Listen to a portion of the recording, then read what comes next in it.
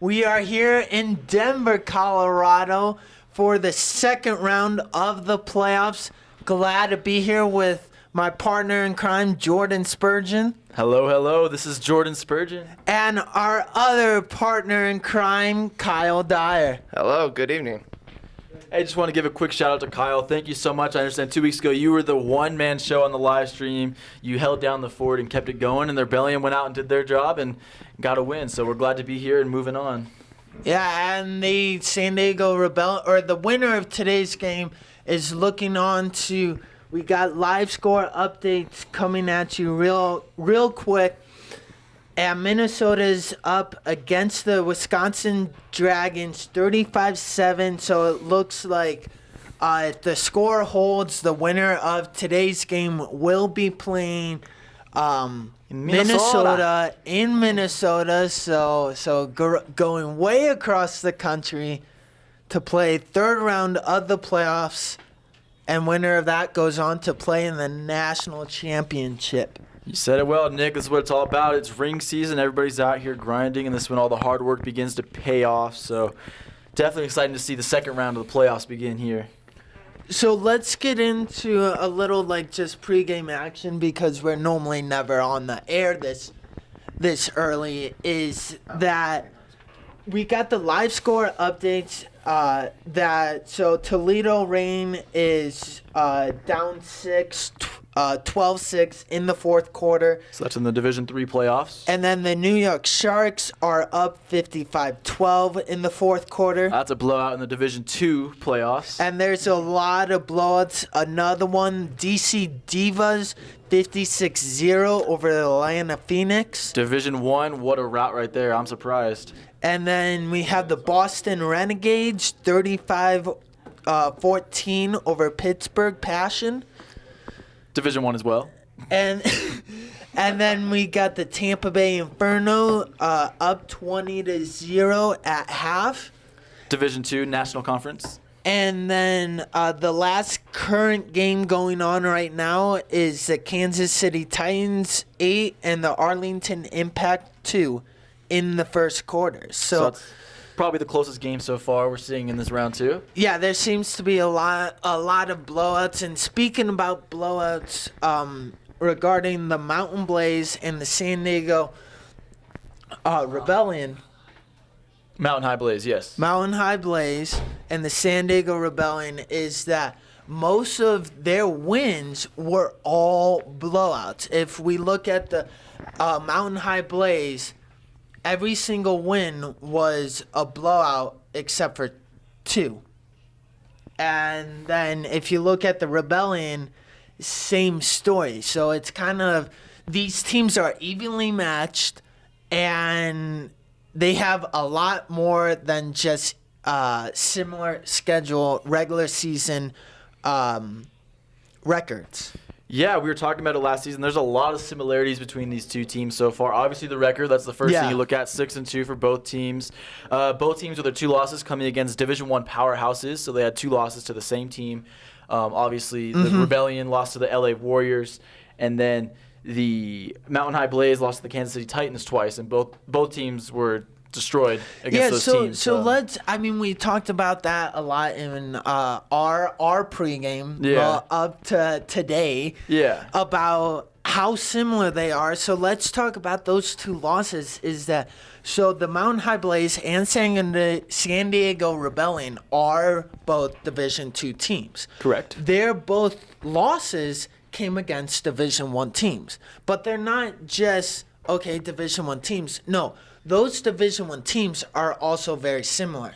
And they beat the Blaze and the Rebellion by very, very similar scores. In the San Diego Rebellion lost by a total in the both games combined 106-8. And then the Mountain High Blaze lost 112-17. So even just in the 2 losses, they're very comparable. Yeah, I would have to agree with that. And then you look at just the styles of play for both teams.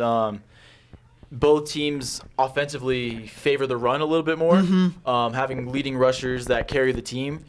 And so they definitely look like they're playing in a mirror. And then defensively, they don't give up a lot of points. Yeah. They seem to have a lot of solid tacklers.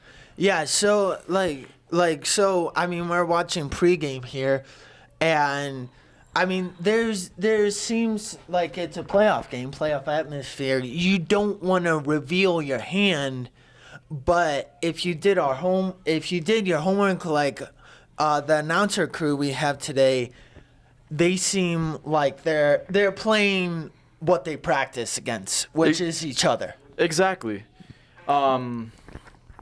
Yeah, you pretty much said it all there. Well, obviously, we'll get into more stats as the game goes on. That's the kind of stuff we talk about. But, yeah, this is going to be an interesting Division II game. And like we already mentioned, in case you're just tuning in, it does look like the winner of this game will be going on to Minnesota to take on the Vixen. They're one of the powerhouses in Division II. Last year was their first and only year in Division I. They were bounced in the second round. And so this year, quite controversially, as we just learned, they came back down to Division II. So they have a little bit of a I want to say competitive edge because they played against that competition all year last year, and they were somewhat successful. And so now they're down playing in Division II. Yeah, so it's like, oh, well, we didn't like Division I. Well, let's go cream the crop in Division II. It's like you got to spend more than 1 year to determine yourself, at least in my opinion. Yeah, and a lot of times it's about, do you want to be the big fish in a small pond, or do you want to try to become a big fish in a big pond? Yeah. It's kind of that controversy. We don't, to be clear, we don't 100% know if it was like a forceful move down or if they chose to move down. Definitely let us know if any of you know in the comment section. Kyle, do you got anything to kind of just feed off of so far about this game or anything about Minnesota? Well, I mean, when I look at both of these teams, like you guys have been saying, that they're pretty evenly matched in terms of running the game.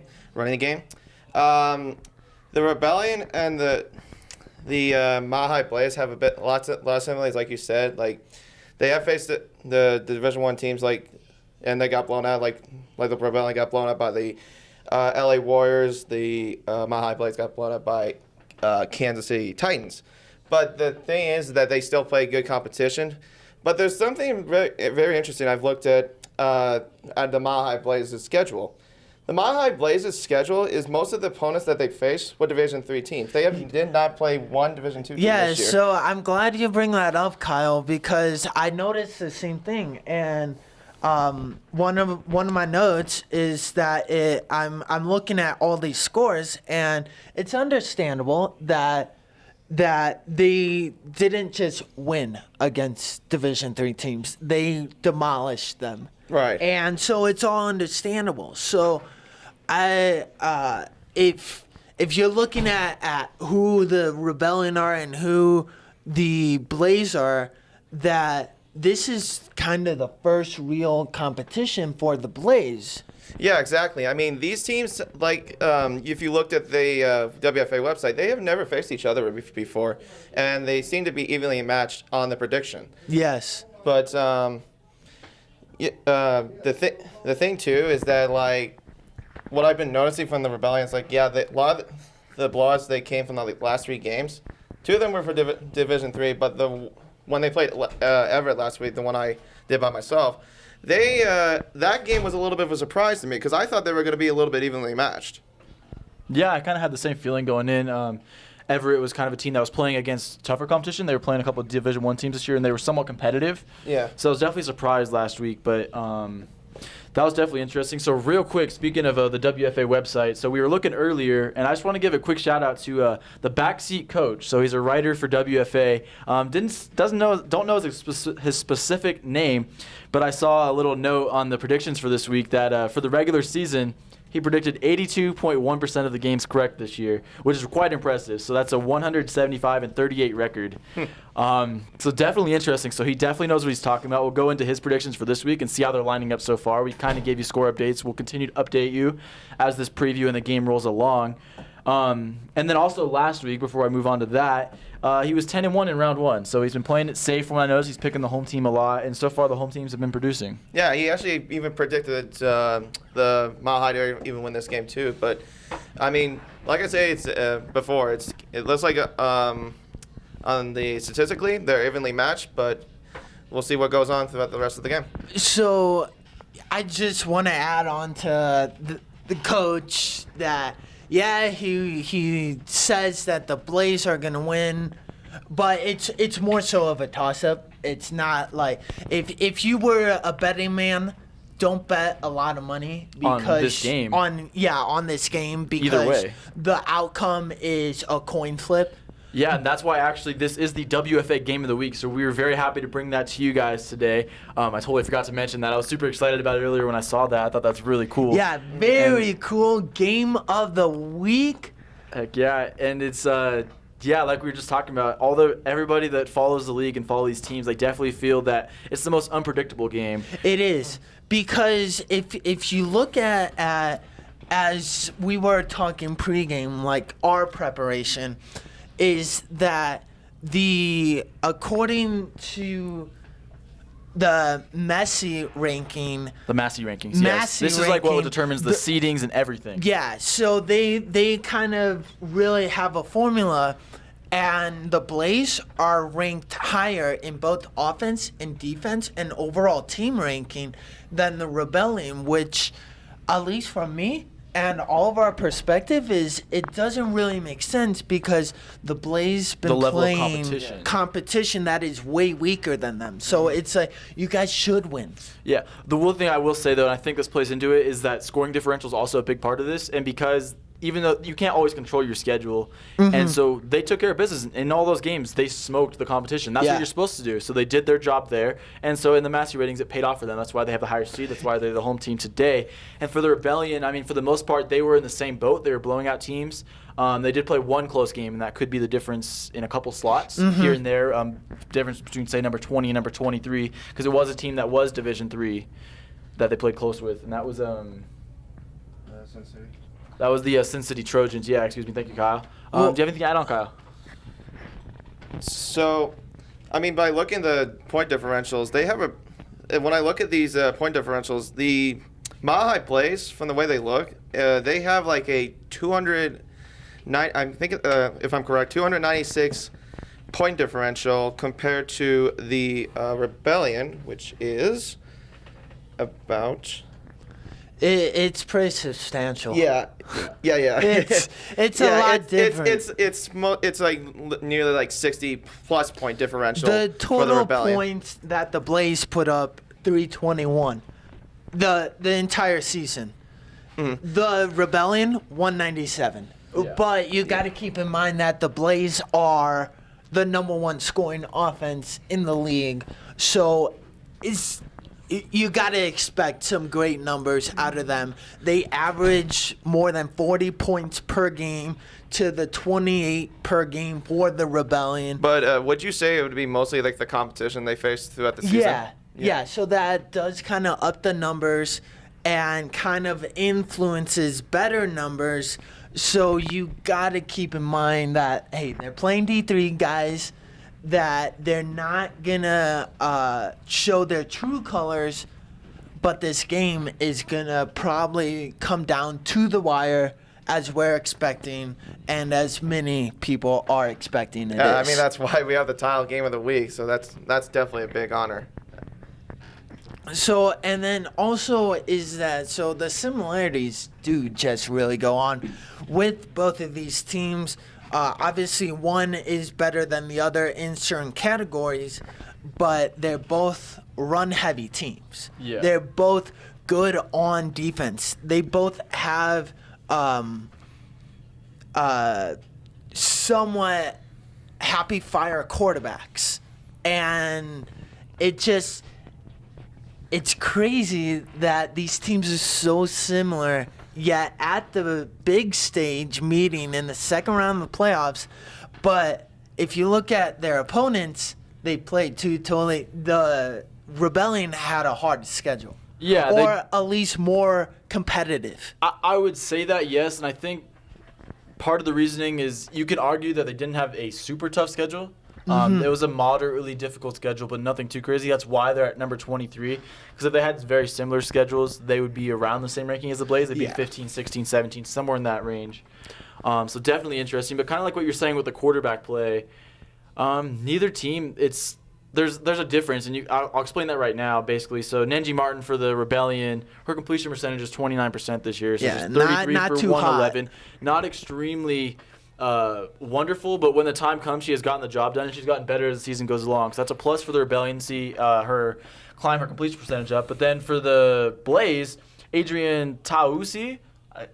We don't have a phonetic spelling, but something like this. So Adrian, we'll try our best. the quarterback, she has only 79 completions to Nenji Martin's 111, but she has 37 completions. But so compared I mean, to Nenji's break 33. those numbers down, and I'm sorry we don't have a graphic of numbers, but we're doing our best to paint a picture for you. Is that Aiden has 37 completions, while Nenji has only 4 less. Yeah. But Nenji has 32 more pass attempts. Yeah. So to me, that is saying that they are basically the same quarterback. Yeah, the biggest difference is just the efficiency. Both teams rely on the run, like we said before. Yes. The run is their bread and butter. But when it comes down to it, especially in games like these, right now I would give the edge to the Blaze as far as quarterback play and being able to have more precision passes, a little bit more accuracy and consistency. And it kind of looks that way because it looks like Nenji is a little bit more gutsy when it comes to throwing the ball when it matters, because she's got 7 touchdowns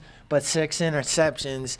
As to Adrian, she's got 11 touchdowns, 4 interceptions. Yeah, I mean, if you looked at what happened last game, Ninji did throw about 3 picks, and we've been saying this like quite a bit. Like, I think the only we've been saying that her completion percentage is low is just because she kind of rushes her throwing motion, and that kind of causes a little bit of like giving up so much interceptions. But she did a great job, like the ground and pound game. She got 3 touchdown on the run.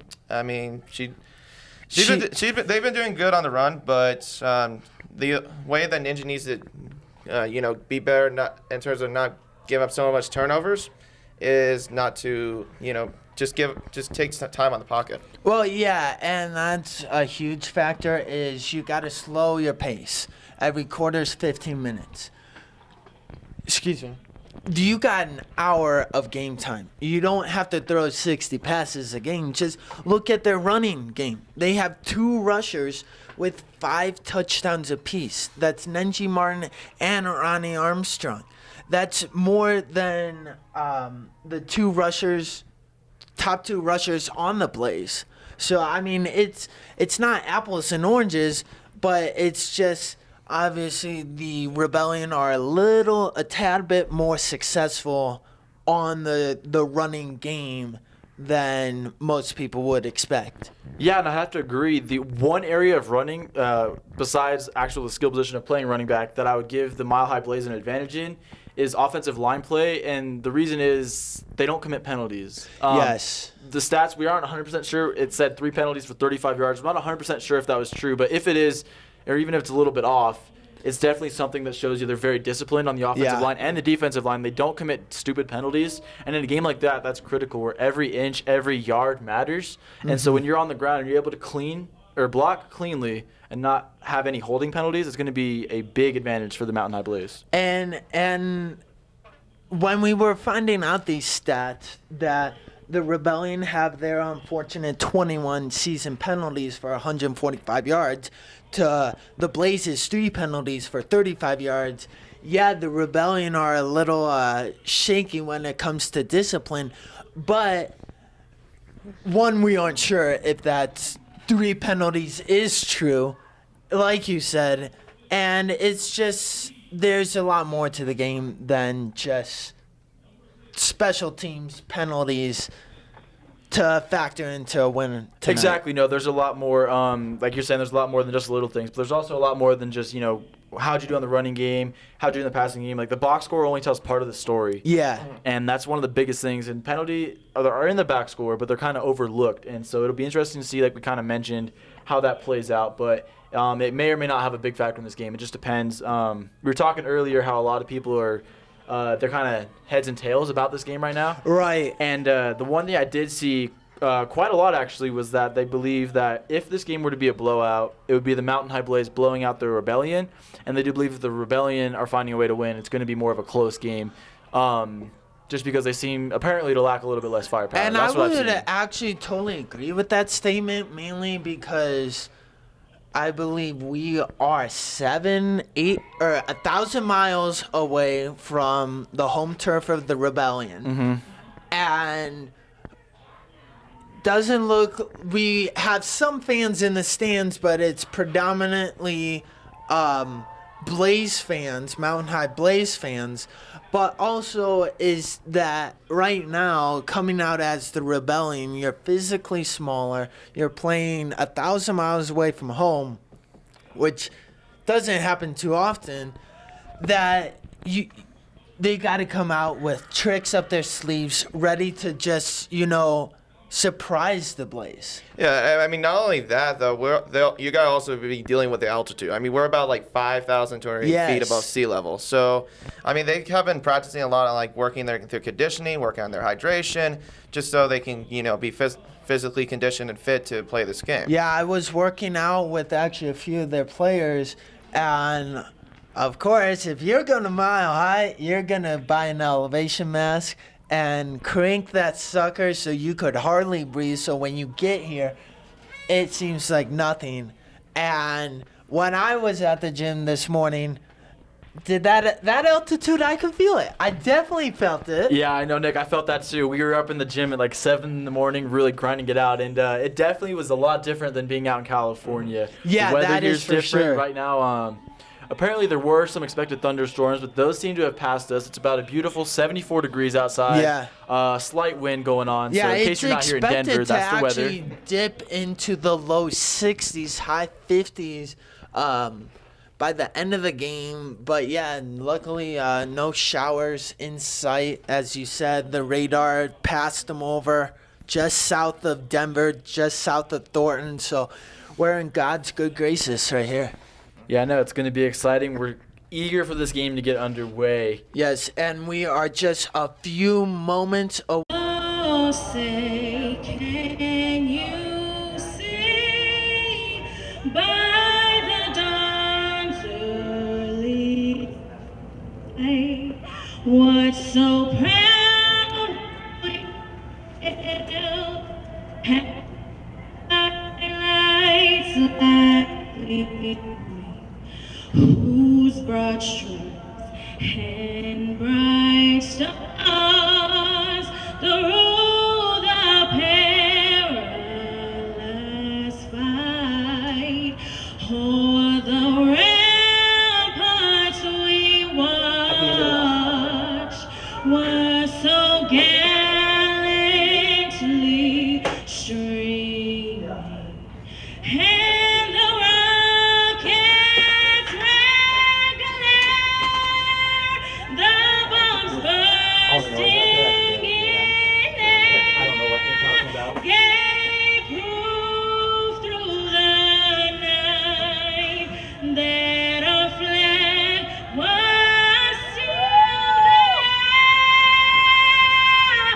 Oh, say, does that star-spangled banner yet wave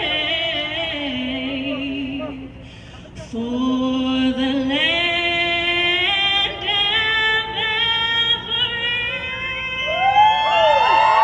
and the home of the brave?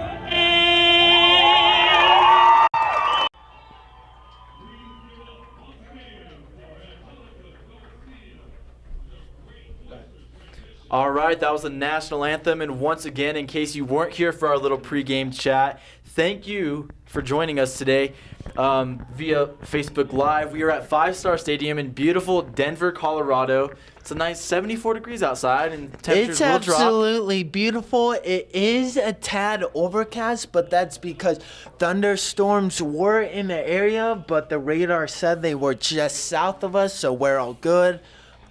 No showers at all pregame.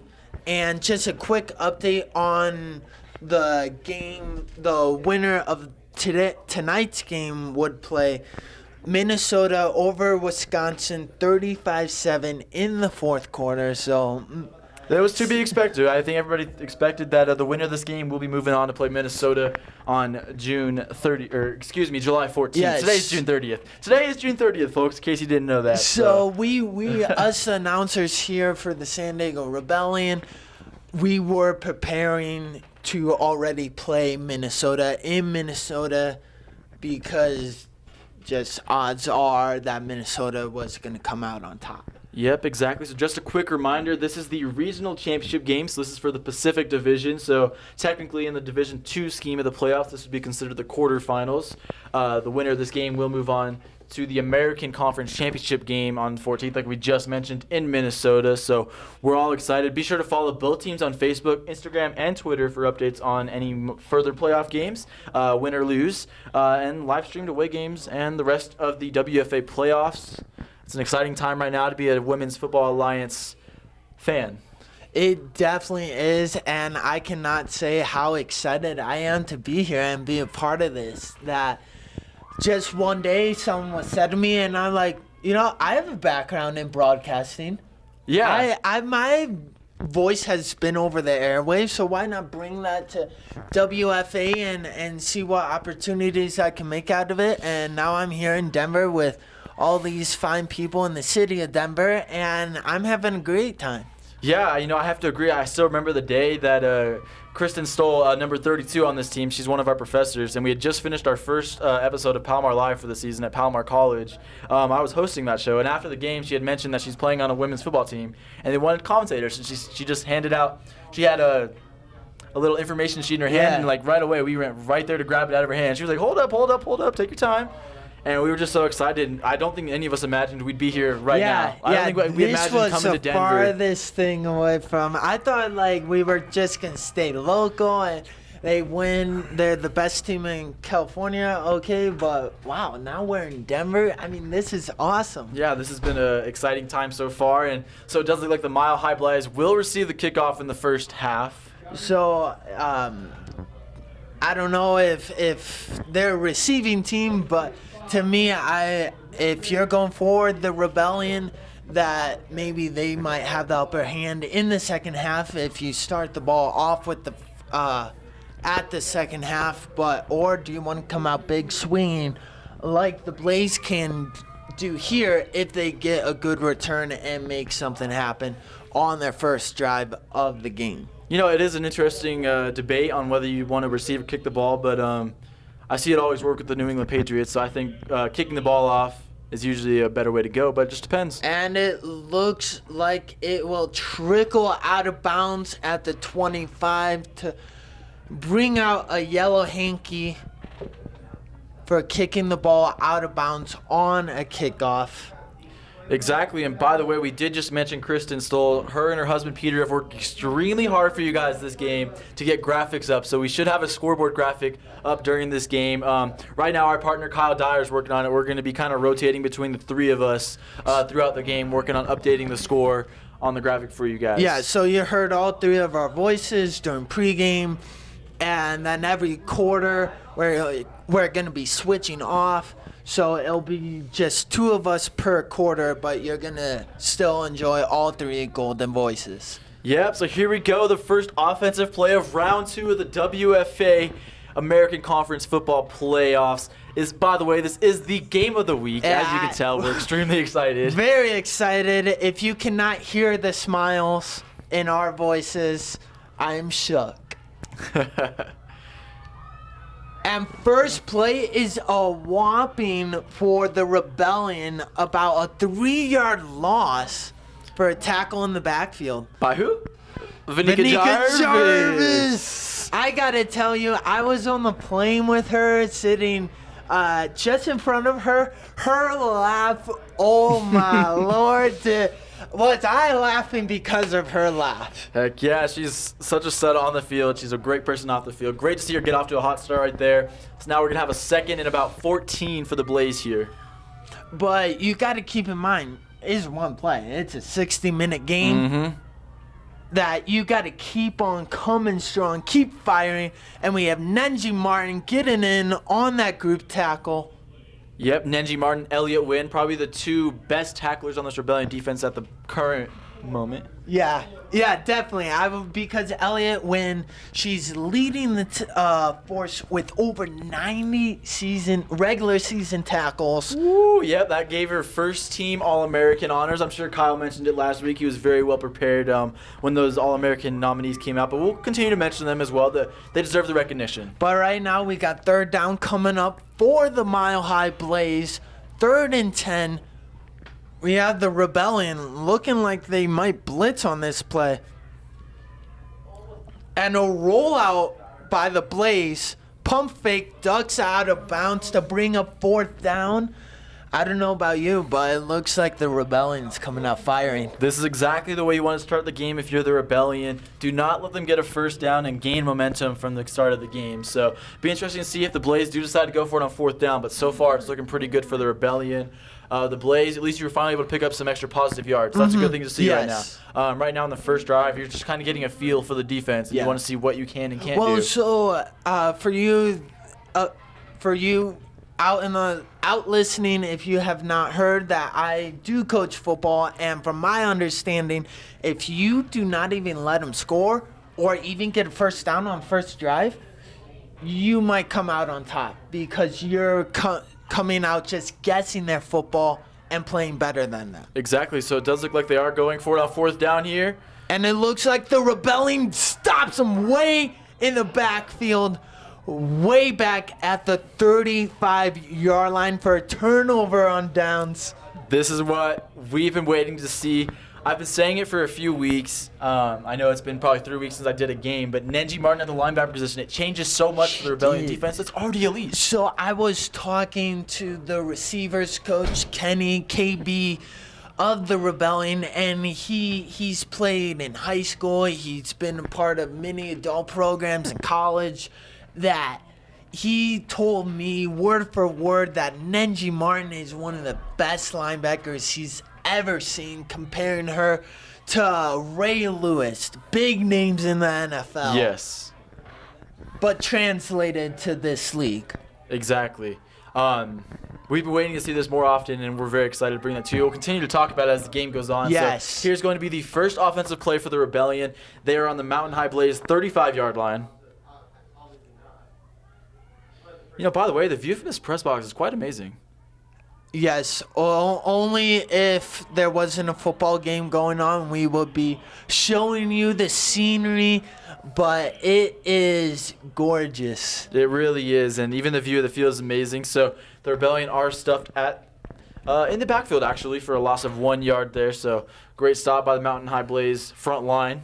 And I don't know, it's just one play, but that's going to tell me this is going to be a close game, hard fought, very low scoring. Yep, it's going to be a defensive battle, and we mentioned it earlier. It's very windy outside today too. So the passing game that is already a struggle for both teams is definitely going to be even more of a struggle. So the run game right now is going to be the difference maker. Exactly.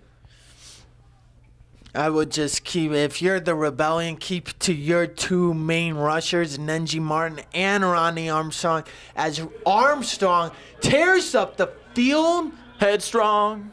Bam, I think she just used her headstrong right there to break free for a first down. Bulldoze over number 81 there. That was on your screen. You see Ronnie heading back to the huddle. She may be short, but I sat next to her on the plane. Whoo!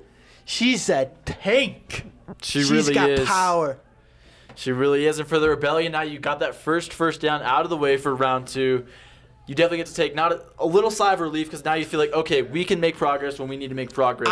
This is a great start so far for the Rebellion. I would totally agree. You got the first down out of the way. I would say now your nerves are almost gone. I can't speak for them, but my nerves are gone. Yeah, I would agree with that. So we have a ball on the ground, and the Blaze are signaling they have it. No call from the officials. And it does look like number 82. Now it's signaled that number 82 of the Blaze have picked up the ball. Yep, that's Rachel Zahn, number 82 for the Mountain High Blaze. So we may have jinxed it a little bit up here for the Rebellion. So the momentum that they just gained has been stopped momentarily. So But keep in mind that if you are the Mountain High Blaze right now, you're on your own 20. You're not deep inside your own territory, but you got to play a little cautious after your first drive that you had scrimmage yards of 0. Yeah. So you definitely need to make sure that you continue to build off that. You want to gain more momentum. Yeah, and it looks like Vanika Jarvis tackles the Blaze. There for we go. another loss. Exactly. We were discussing this on the plane. We were watching film, and so I would definitely say the Mountain High Blaze offensive line has the size advantage, but that doesn't always necessarily mean you have the speed advantage and the athleticism. And so far, Vanika Jarvis is getting the best of her matchup. She's getting in the backfield pretty easily and making plays. I would definitely say so. It's only been 2 drives where she's on defense, and we've already mentioned her name a few times, and probably plenty more to come in the game. With just under 5 minutes gone in the first quarter, yeah, I expect us to see Jarvis a lot tonight. Yep, so here we go. And once again, another handoff. Met by a wall of Rebellion defenders. We've said that a lot this year as A well. lot this year. The San Diego Rebellion are very well known for their swarming defense. Everyone in on the tackle.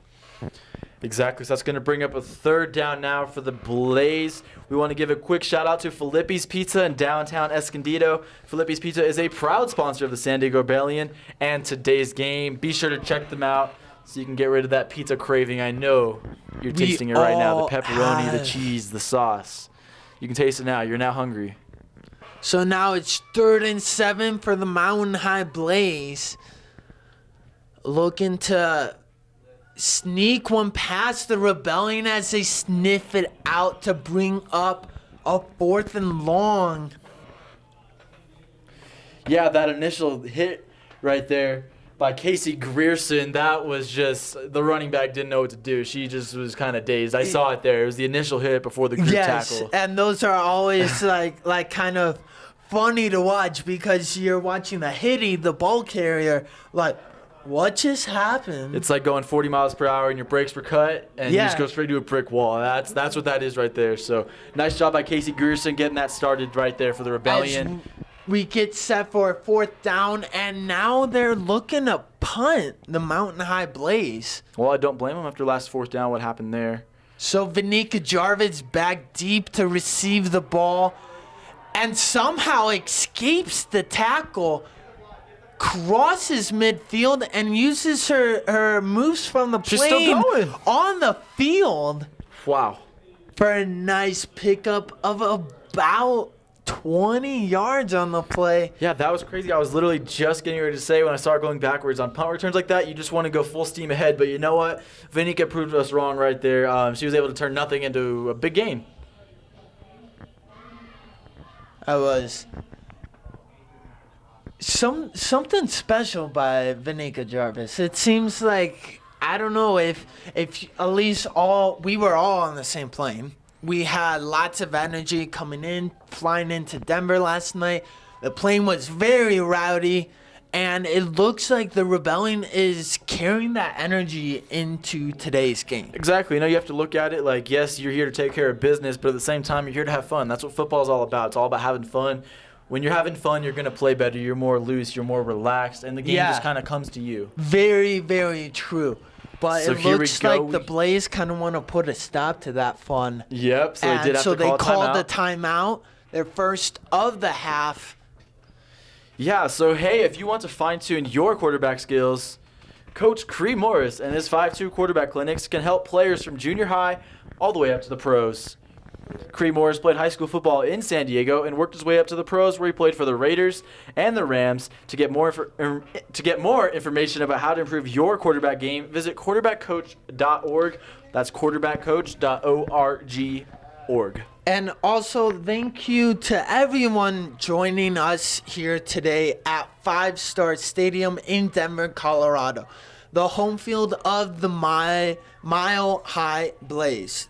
that hosts this regional championship game. The winner of tonight's game will play the winner of the Minnesota Vixen and Wisconsin Dragons game. We have that live update. We will be bringing that to you throughout the game, and right now it kind of looks like the score's been staying the same. Wisconsin down 7-35 in the third quarter. Yep, so here we go. First down for the Rebellion. 8:39 remaining in the first quarter. Score is still 0-0. This is the second drive for the Rebellion. And, I would say things are kind of going to the Rebellion playing scheme today. Yeah. Talking with both coaches today, getting a little feel of both teams, that, just because it's your home turf, the opponents are traveling over 1,000 miles in less than 24 hours, granted by plane. Still, it's kind of brand new turf. I don't know how many of these ladies have done this kind of a thing before. I know quite a few of them have. I know a couple years ago they were actually here in Denver playing a playoff game a few years ago. A lot of these players from this team when they were with the Surge. So here we go, a little miscommunication. And we have Ronnie touching the ball and losing her grip on the pitch from Nenji Martin to give the Mile High Blaze a turnover at their own 37-yard line. So this will be something to look out for the rest of the game. So right now the Mile High Blaze do have the advantage in turnovers. They got two. They've got two. The Rebellion, you can say they forced a turnover by forcing a turnover on downs. But so far in the official turnover category, the Blaze are up 2-0. So it'll be interesting to see if the Rebellion are able to kind of balance that scale. Because that's a big thing coming down to a game that's going to be close. Because I'm glad you said it the way you did, that you can say the Rebellion did create a turnover, but it was turnover on downs. Yes. That plays into the psyche of the teams that, okay, we just made you guys fumble. Not once, but twice. Yeah. Let's do it again. You guys can't keep a grip on the ball. Exactly. So if I'm both defenses, I'm feeling really, really good about ourselves.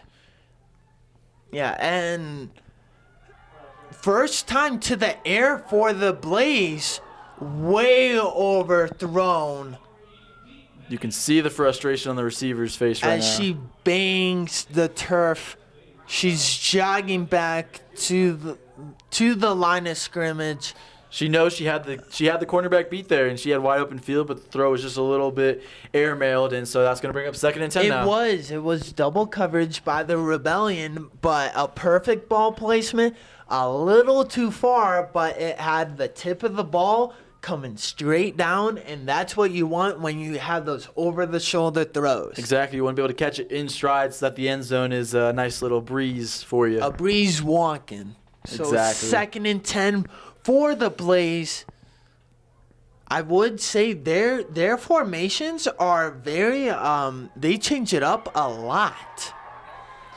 So here we go. Now the Blaze get their first down of the game on their 3rd drive of the quarter. But Vanika Jarvis is there to shove her out, and I would say that was a pretty hard shove there. The runner almost fell onto the track there. Yeah, that's what you want to see if you're a defense, though. You want to just be aggressive and continue to say, hey, you're not getting anything easy. Nothing today is coming easy. Exactly. And that's kind of the motto of this game here today. And it doesn't look like there's going to be any score anytime soon, because they ain't going to let something that important happen in this level of a game. So with the first down for the Blaze, they're just shy of midfield. Bringing out the shotgun again. Might be wanting to look to the air.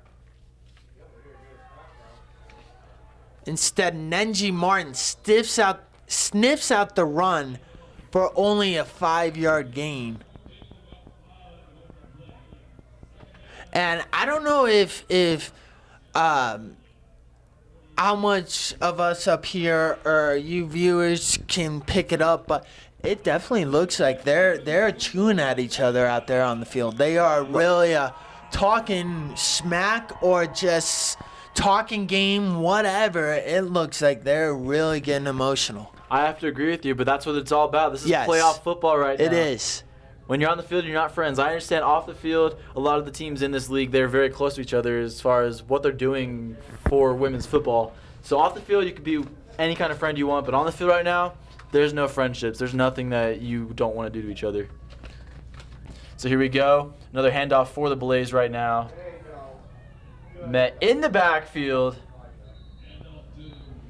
by number 1, Ronnie Armstrong, getting in the backfield, getting a tackle there. You know, we don't hear her name too often when the Rebellion are on defense, but, you know, she's got legs strong, head strong. She's got to bring out the tackle in her because she wanted to use those weapons. Exactly. You know, I'm sure she has a little bit of anger right now after, you know, we've had 2 fumbles on offense. The last one was a little bit of a high toss that she couldn't handle. And so she's like, you know what? If I mess up, I need to make some sort of impact. And if it's on defense, that's great to see.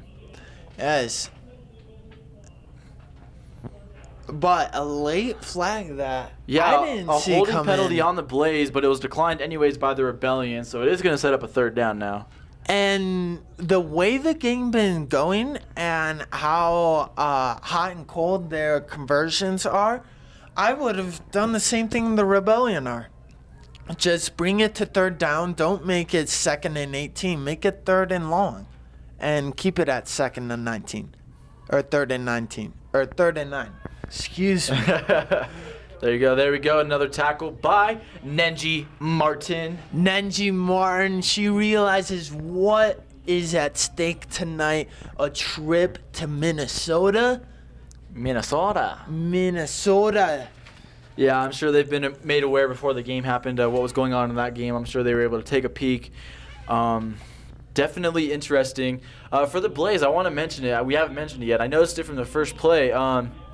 Taisha Lowry-Jones is playing quarterback for them, number 1. She's definitely one of the faster players on the team. She's one of the better wide receivers from what we've seen. I know the Rebellion were kind of focusing on making sure we can stop her. I wasn't expecting to see her at quarterback today. No. But so far, she doesn't look that bad at quarterback. But here we go. Have another punt by the Blaze. And Selena Graves signaling she does not want to handle that. very smart. Very smart. Ball awareness, player awareness, field awareness. Exactly. And the Blaze do get a fortunate bounce there, so it's going to bring him inside the 15-yard line. Very long field for the Rebellion. But all you got to do right now is just focus on getting that first down. Second first down. They did have one, remember? Second first down. First down, one they on the fumbled drive. right after. Yeah, exactly. When you have such a long field like this, you can't be like, oh, man, we've got 90 yards to go.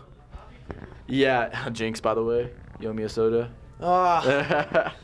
But yeah, you just have to look at it as just get that 5 yards here, get that 6 yards here, get that 10-yard pickup here, and then eventually that turns into 20 yards, 50 yards. As I would tell all my players and for all you young football players out there, it's one play at a time. A football game is known as a marathon, not a sprint. Exactly. I have to agree with that, Nick. And in case you didn't know, Jacked Up Brewery in Escondido is the official 5th quarter home of your San Diego Rebellion, and they are streaming the game live today, right now. So thank you, Jacked Up Brewery, for putting us on your TVs for everybody to see. Be sure to head over there to watch the game, grab a beer, and enjoy the great company because we've said it before and we'll say it again. Football and Jacked Up, they just go together. You got to be jacked up to play football, and what better way to stay jacked up than Jacked Up Brewery. Exactly. So now we got a 2nd and 10 for the San Diego Rebellion.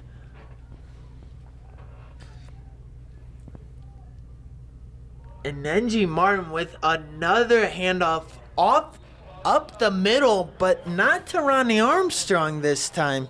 We got Vanika Jarvis. Vanika Jarvis getting on the action, and we do have 2 flags on the field right now. As the officials talk it over, now they're having their little conference, but for it being between Katie and it looks like number 15 on the Blaze, that it must have been just like personal fouls or trash talking, that we're only speculating up here. But as I said a few moments ago, that there's definitely heat down on the field, that these players are out to to get to Minnesota. Exactly. That's what you play for. Like we said earlier before the game, it's ring season. Everybody right now, you're so close, you want to chase that ring. So your emotions are going to get the best of you sometimes. So if there's going to be penalties like that, you know what? It's just part of it, and hopefully the refs allow them to play, especially as this game goes down to the wire. If this game remains scoreless or remains close, we want to be able to see that. We got a personal foul on the Rebellion and also a personal foul on the Blaze. Penalties offset, so we have Third down for the Rebellion. a third down. Or second down. Yeah, my correction. I was thinking second down, but Yeah. I'm watching the white hat, and he held up 3 fingers, so I'm not going to correct him till someone else does. Yep, so the chain gang still has a 2 up, so it is second down for the Rebellion now. And you can hear this crowd.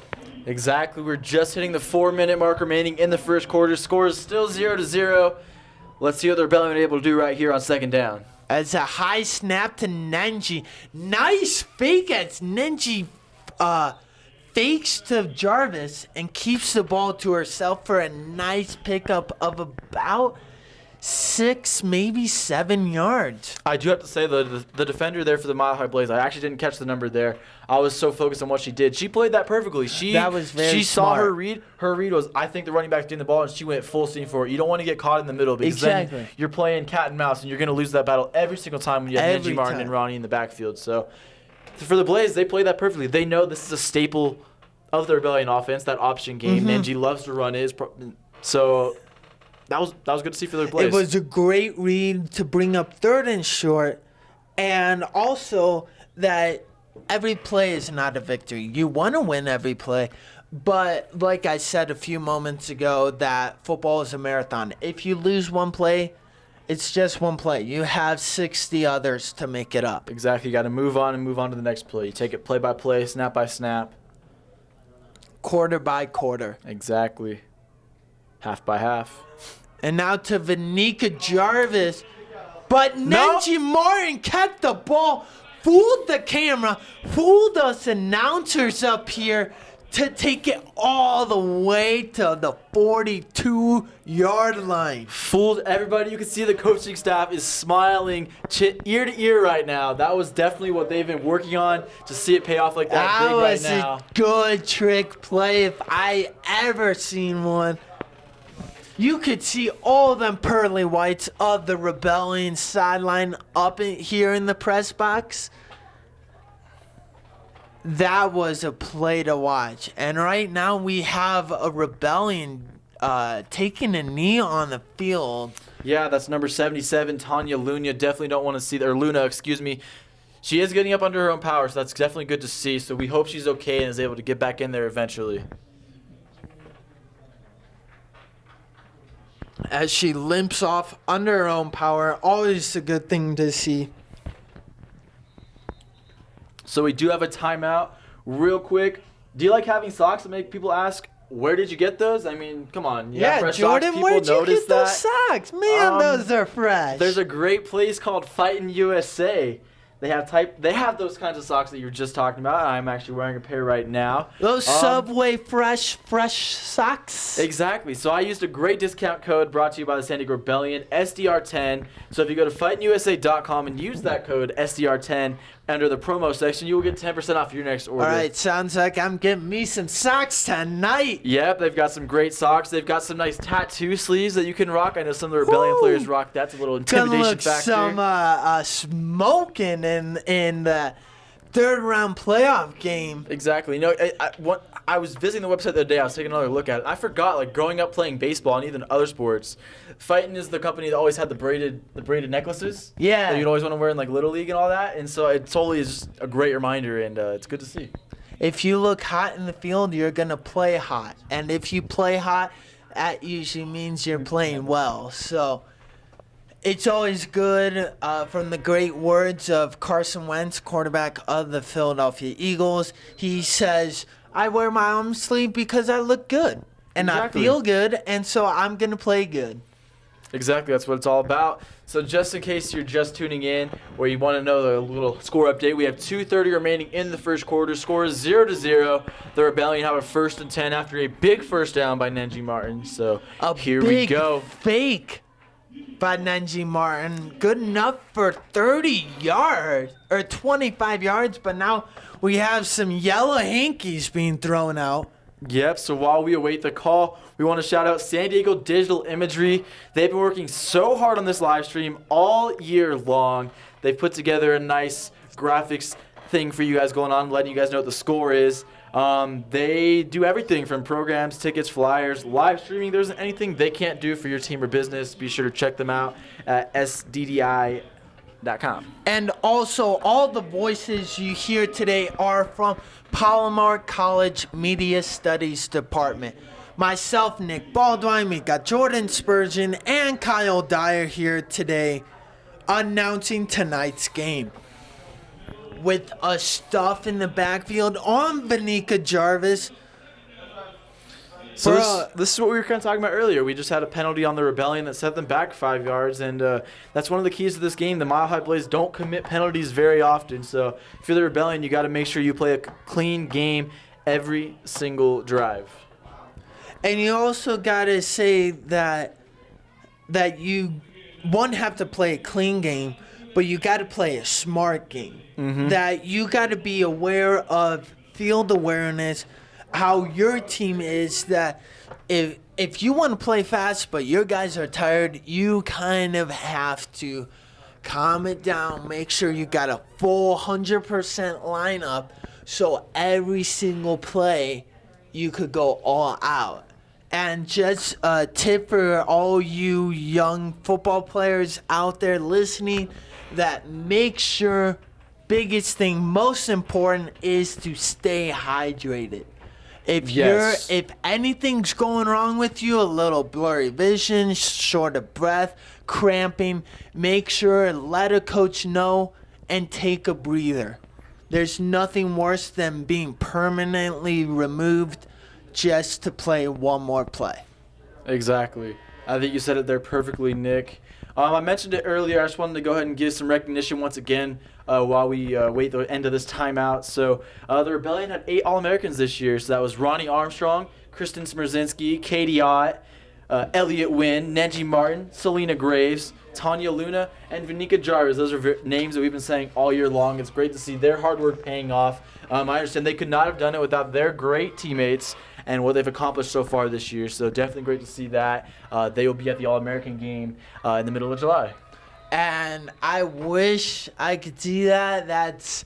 I was on the plane with these girls, and there's something to be. They're pretty cool to be around. Exactly. We'll finish that thought in just a minute. So here we go on second down. Nenji keeps it for herself. Very just out of nowhere. Oh, I'm not handing the ball off. Nope, I'm not getting tackled. I'll just take it for 12 yards. Exactly. She's on a mission. You know, this morning we were in and out the hotel all day, Nick and I. We were up and around just getting a lot of stuff done, doing a lot of research, just experiencing Denver a little bit. Running around like chickens with their head cut off. Exactly. And we ran into Nenji this morning, and she was excited to see that. Even while we were doing that, we had a lot of energy going on, even with a little bit of a not the recommended amount of sleep. Yes. But Nenji Martin, there was just something about her when she was speaking and the way you could just see in her body language. She was ready for this game, and it's coming out so far. Yeah, it definitely seems like she's been preparing all year for this. And it seems like Jarvis has been too, because she just picked up another Rebellion first down, good enough to enter the Mile High Blaze territory across midfield. Exactly. That's what we were talking about at the beginning of this drive. They're just taking it play by play, getting 5 yards here, 10 yards here. You start getting a couple big plays. And this is what the Rebellion do best. They eat clock, they ground and pound, and they make plays happen when they need to get up and down the field. Yeah, that's another thing, is that with the running game, what do? You control the clock. Exactly. You control the speed of the game. And that is exactly the message that Rebellion tried coming in to this game So with. here we go. We're just under a minute in the first quarter. Nenji Martin keeps the ball for herself. And woof! She really put down that shoulder and said, "Get out of my way." Exactly. Even when she gets down, you can see the Blaze defenders kind of going flying a little bit. It just shows you the brute force that Nenji Martin has when she's going full head of steam. Back to your story that when we saw her this morning, and excuse us, it was like 9 a.m. It was early, and we have a ton of energy. And she had a ton of energy, but she's the one that needs the energy because she's got to put it all on the field, all on the line to hopefully get to Minnesota for the third round of the playoffs. Exactly. You can just tell there's just something about the way she's carrying herself that's really helping this team come out with so much energy today. And maybe a not so smart choice there, but what a great read by the Blaze. Yep, so that was a sack by number 50, Shantavia Brigham. That is going to bring us here to the end of the first quarter. Score is still 0-0. I am going to toss the mic off to Kyle Dyer. I will see you guys at halftime and in the second half. I'm going to go run that scoreboard graphic for you guys. So have fun. All right, and welcome Kyle into my office. It must just be a ball watching this game. What do you think of it so far? It's been pretty close. I mean, it's been tight defensively from both sides. The Rebellion have been having some trouble with the communication, but it looks like they've been picking up a little bit on this drive. But so far, tight defense, and I think it'll be tight scoring throughout the entire game so far. Obviously, there was a huge part, both defenses from both teams, that. Are you more saying that it's going to be a defensive shootout, or is one of these teams going to spring lucky for that one big offensive play? I would say it's a tiny bit of both. But, I mean, the Blaze didn't really capitalize on the 2 fumble losses from the Rebellion. But they have been both teams have been great defensively, so that's why I'm thinking it could be a little bit both ways. Yeah, I'm glad you said that. From 2 turnovers, they didn't capitalize. They didn't even really move the ball. So the Rebellion have to work out of their own zone. This drive, for instance, started at the 13-yard line.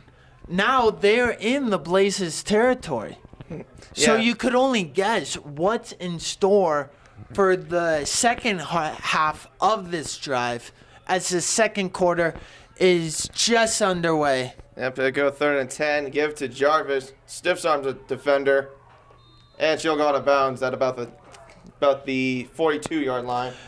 So we've been calling Jarvis's name at running back a lot lately. Yeah. But normally it's Ronnie. Yeah, I noticed that too last game. I remember last game, Ronnie did have a little bit of injury problems, so Vanika did come in the running back position quite often, and she did a great job too. Getting I think she got 2 rushing touchdowns if I'm correct, but she's pretty much been adapting to that role pretty well so far.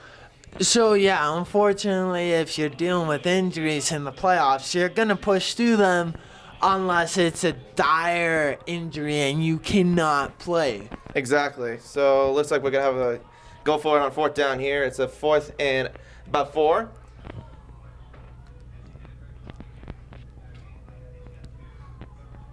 Ninja will actually keep it to herself. And she's going to be short, so that's going to be a turnover on down. That'll be Blaze football. It was a good attempt. Catch the Blaze by surprise, even though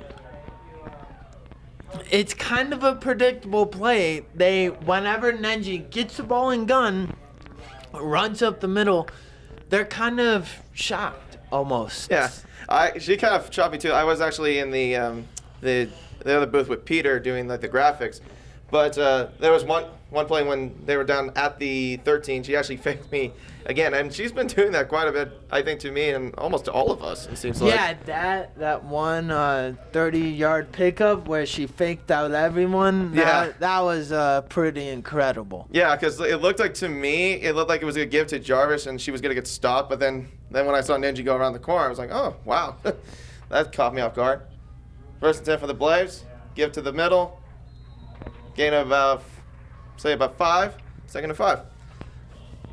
So a nice pickup for the Blaze to start off this second half, and the first quarter wasn't too bright for them, but maybe the second quarter, with a successful run like that, they could get off to the hot start they need. Yeah, and by the way, that running game was by Jacole Hockaday, who was number 9 for Mile High.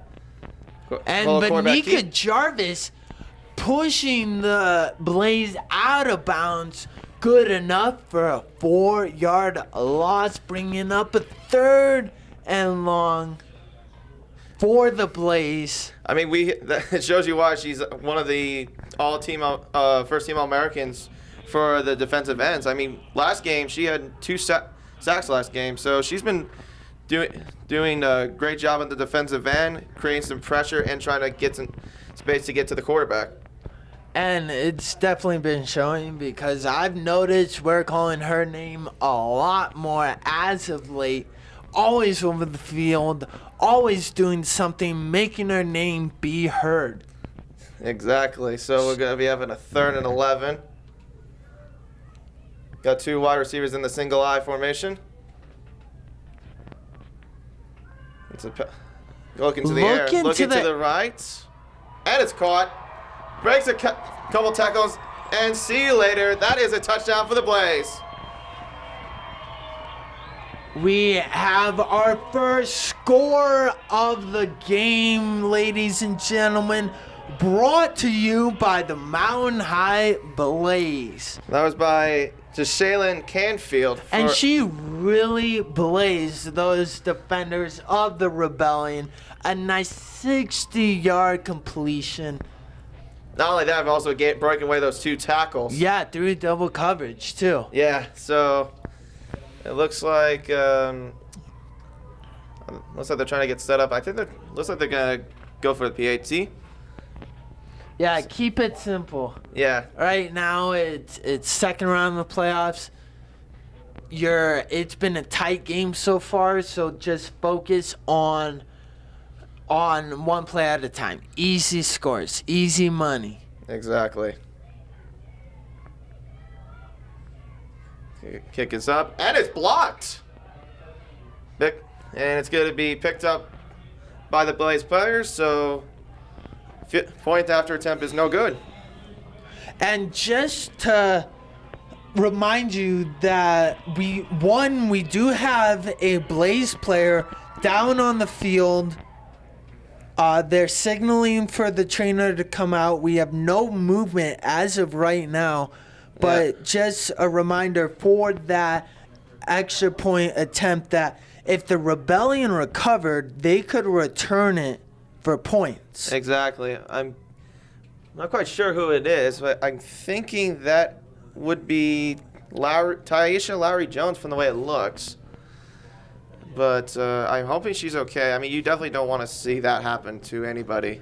Yeah, right now we're just hoping she gets up without any major issues. She could get off the field under her own power, and it kind of looks like that. Maybe just a ball in her stomach got the wind knocked out of her, and maybe that is the case. Well, the good news is she is actually walking off her own power, so that is the great news. So the score right now is 6-0 Mile High Blaze with 13:08 to go in the second quarter. So, as I was saying, that they kind of started off the second quarter on a blaze, very hot, which might have been just they kind of had to warm up in the first quarter. Yeah, exactly. I think it's just that they're just trying to find out what scheme what would be best for them, and it looked like the passing scheme was best through the going deep ball. I mean, we saw that in I think it was their second drive, but they weren't able to capitalize it with the receiver open because the receiver was overthrown. That was another very similar route, if not the same route, that could have also turned into 6 points, but a little too gunsling happy and threw the ball well over the shoulder of the receiver. Yeah, and she was pretty frustrated too when I saw that. I mean, she definitely wanted that touchdown. But that's what you want from your players. I want my players to show emotion. It doesn't matter what you're doing. If you care about the game and you're frustrated and you're involved, you're going to let me see it. Exactly. So it looks like the wind could actually be a little strong here now that we have the ball being held. That's a squib kick this time. And the referees have blown the whistles. It looks like they're going to redo the kick.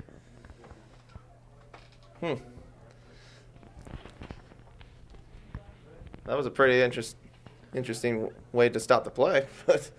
It was, I guess you could say, a practice. Yeah, practice kick probably. They didn't get enough of them in warm-up, so they wanted another one before they kicked the ball off here in the second quarter. All right, so we're going to redo the kick again. That'll be number 6, Hannah Stobala, who actually will be kicking it off. And a much more beautiful kick, bouncing all the way down to the 5, picked up by Ronnie Armstrong. Yeah, it went over her head, and she just couldn't get any control. Lost about 15 yards to go back all the way to the 5-yard line. And hopefully the Rebellion didn't hurt any of the players. Some of them kind of were laying on the ground and slow to get up. Yeah, exactly. I couldn't tell who it was, but I think it was Smurs that was a little bit slow to get up at one point. But doesn't seem to affect her at all. So looks like they get set up shop at their own 5-yard line. So just all it says to me is you got a lot of time to kill some clock to put up 6 points. Exactly. I mean, just work through your yardage. Just try to get good communication, and then you'll be successful to get 6 points. As Nenji Martin is back in the gun with Ronnie Armstrong. She goes up the middle, only gains about a couple. But using those legs, and I don't know about you, but I was sitting right next to her, and so I saw her legs firsthand. Whoo! Watermelons that girl has. Yeah. She's got some mighty powerful legs. Yeah, well, Jordan does call her legs strong, and it shows you why. Yes, as she uses those legs to run over many defenders. As she got the ball on first down, now brings up a 2nd and 9 for the Rebellion. Actually going to the air this time, look in the middle, and it's tipped and incomplete. It actually was out of the hands of Yolanda Cersei. That's going to bring a 3rd down. And you can see the emotion just so close to an interception. And now talking to each other, hey, it's all right, it's all right. At Yeah. least they didn't get the ball. Exactly. So now it brings up a 3rd down. What are you saying to yourself, even though you're frustrated? I say just try to take your time. Don't get too quick. I mean, just try to look downfield. Even if there's pressure around, the key thing you want to get is yardage. If they try to get you outside the pocket, try to go for yardage. If you're contained, just try to look for the air as much as you can. And looks like Ninja's going to be sacked all the way. Fumble. And it looks like it's recovered by the Rebellion. So, and I'm sorry. It's recovered by the Blaze. So that's a touchdown. And all I got to say to that is great pressure by the Blaze, swarming in on Nenji, knowing she likes to get rid of the ball super quick. They shut off her first route. She was looking to her second read, and then boom, she's just hit. Ball goes flying. End of story. Yeah, so as the Blaze go up 12-0. Yeah, exactly. So that fumble recovery was by number 13, Alexandra Cruz. So it looks like they're going to be attempting another PAT.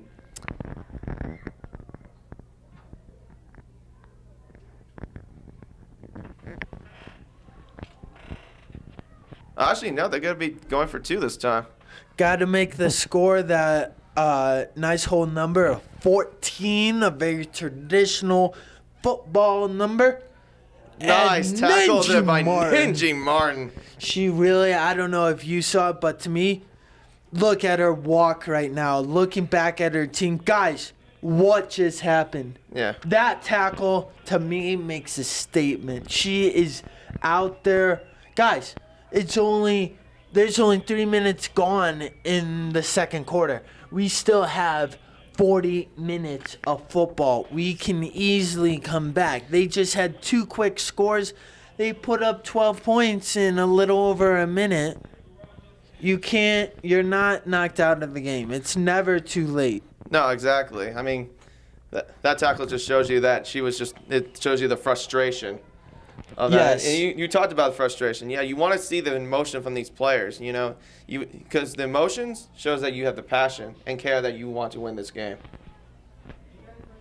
And the passion means that you're going to do what you can to win.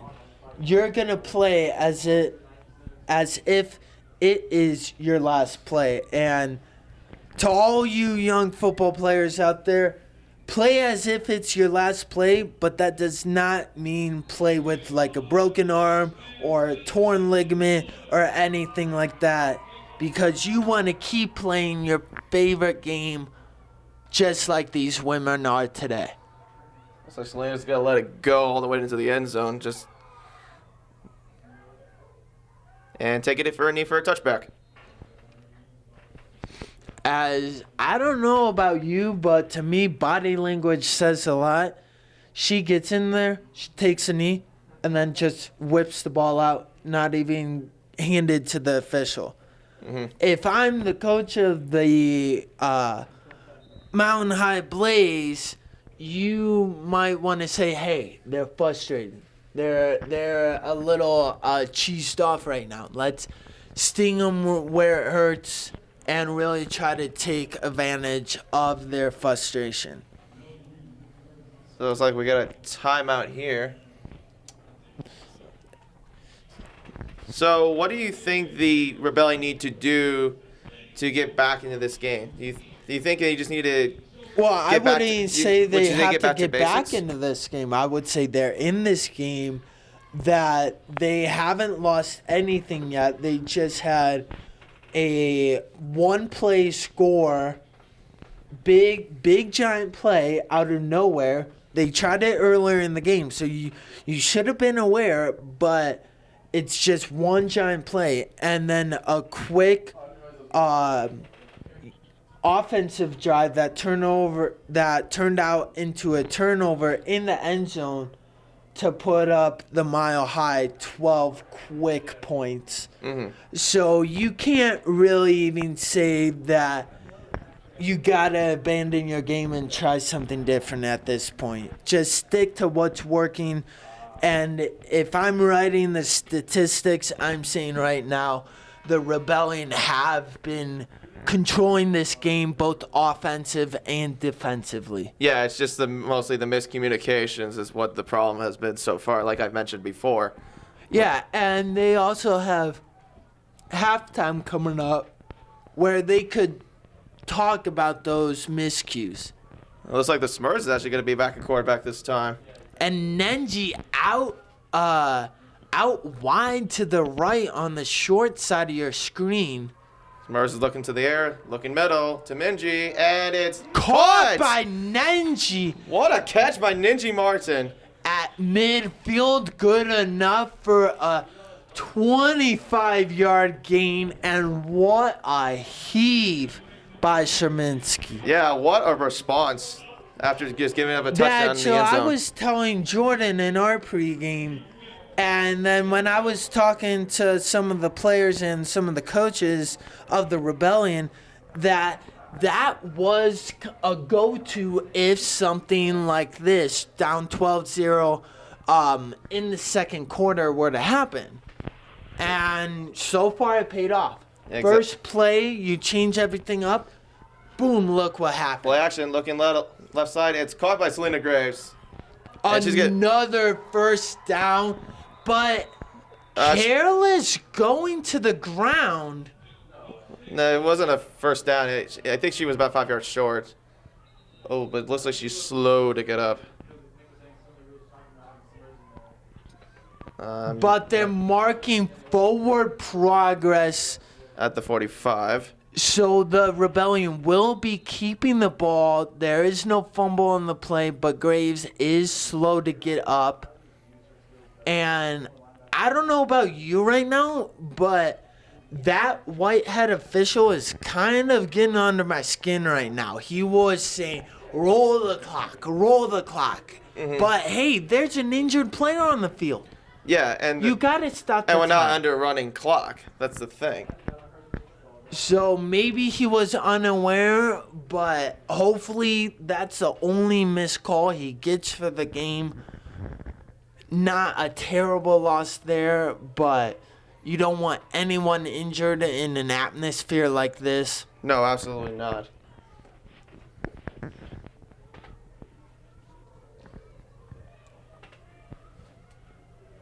All right, well, looks like we're going to set up a second and five at the 45-yard line. S'mores looking in the air again, looking left side, and she's going to get Vanika Jarvis. There is a flag down, but she's going to go into the end zone for a touchdown. And that was textbook. If I'm showing to my players, guys, this is pass interference. And that is what Jarvis did right there. Mm-hmm. That was textbook. Pushed off on the back of the Blaze player to create separation good enough for the touchdown. Yeah, but we'll just see what the referee makes the call. I will say, if they call a touchdown or say no pass interference, I will be dumbfounded. It looks like it's going to go against the Rebellion. And Nenji looks to be talking to the official who threw the hanky and just clearing it up, but you got to be straight. Yeah. That was clear pass interference. Yeah, clearly pushed her off, and it cost them 15 yards back. 15 yards back. Granted, it was a touchdown, but by penalty. But she either had an incompletion or a penalty. Mm-hmm. And I think she might have chose wrong for that aspect. Yeah. So it brings up a 3rd and a long for the Rebellion. And as Jordan and I were saying earlier in this game, the Rebellion have to be disciplined. Mm-hmm. They have way too many penalties, 21 on the season, and another one costing them right there. Yeah, that penalties will definitely kill you. Spurs under pressure, and she's going to be sacked by number 50, Shantavia Brigham. For a loss of 3 more yards to bring up a 4th and 23. Yeah, that pocket definitely collapsed on her. I mean, she was trying to look for some space, and there's just like the whole pocket just collapsed all around her. But as I would say to some of my young quarterbacks, you're not in concrete. Your feet are not cemented down. You can move outside of that pocket. Yeah. And it's just about field awareness. So, shocking call here. And it looks like the down marker just had it wrong the previous play. And I was questioning that. Yeah, I mean, I thought it was a second down at the last because play. the pass interference should call for a redo of down, just a loss of yards. Yeah, I mean, if it was a loss of down, it would be like an intentional grounding penalty, but obviously it wasn't. So now it's a 3rd and 23. Short pass. Quick pass to Ronnie Armstrong for a flat, and it's a thrown. It's incomplete, so that's going to set up 4th down. 4th down and long. So are we about to see something that the Rebellion hardly ever do? Well, we shall see, but we'll see what this defense can do. I mean, like I said, it has been close defensively, but we'll see what goes on. It has been, but as you said, now as we're under the 10-minute mark in the second quarter, that you just had one penalty to really throw you back, 2 losses to really stop you moving any momentum, and now you're punting. Exactly, and plus that penalty cost you 6 points. High punt from Struthers. Oh, it's off of a Mile High player, but it's going to be recovered at the 50-yard line. It'll be Mile High football. So they're going to have pretty decent starting field position at midfield. So another key, not really an infraction of play or anything, just a poor punt, kind of a good bounce, but weren't able to capitalize on the Mountain High player touching the ball and not instantly recovering it. Yeah, exactly. Oh, they actually marked it at the 45. That's interesting because it looked like she picked up at midfield, but okay. Because these refs keep on, they're changing things that the Rebellion player coming down on the inside wing, close on the bottom of your screen, actually touched the ball. Mm-hmm. So that causes the ball to be down if you're the kicking team. Right. So that touch by the Mile High player had no relevance at all. The ball was already down at the 45. That was it.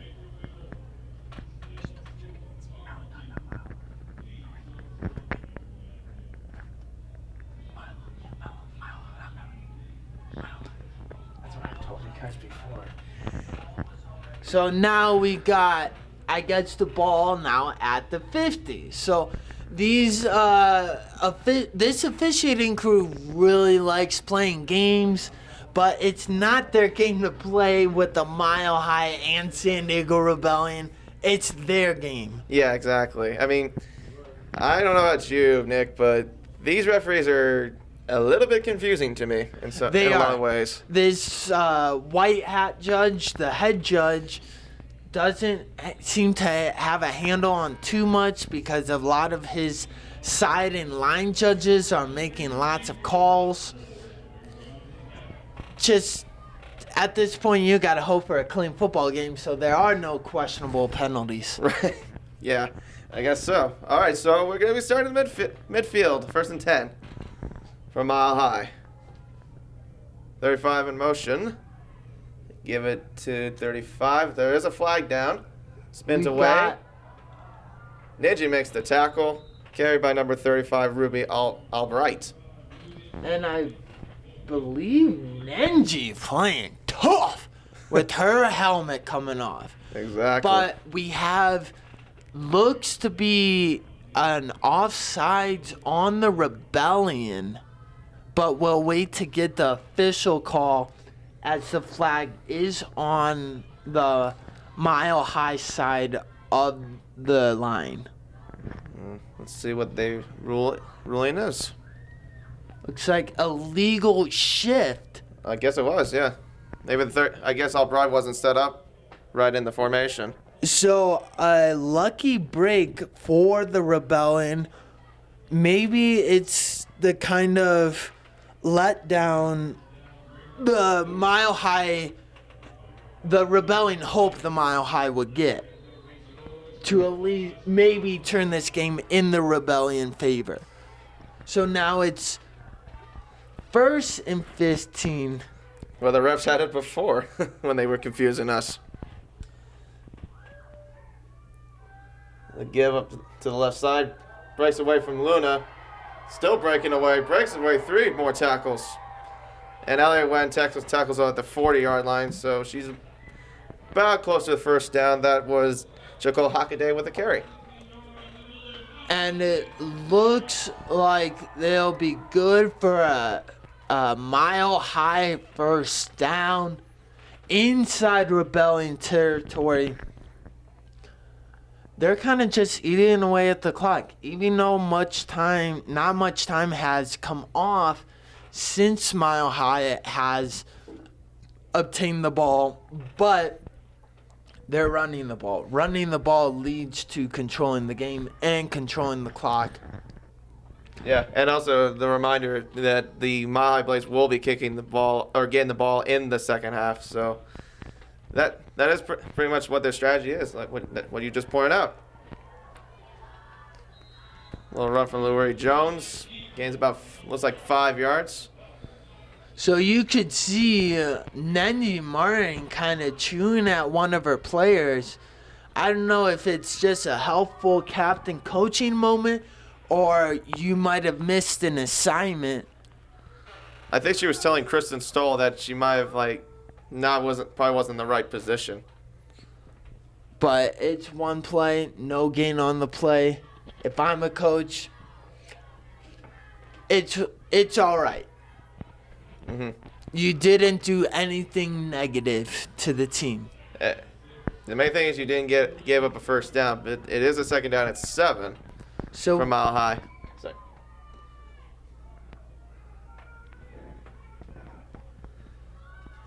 is this San Diego Rebellion trying to figure out this Mile High offense as something just clicked in the second quarter for the Mile High and something fell off the tracks for the Rebellion defense. Mm-hmm.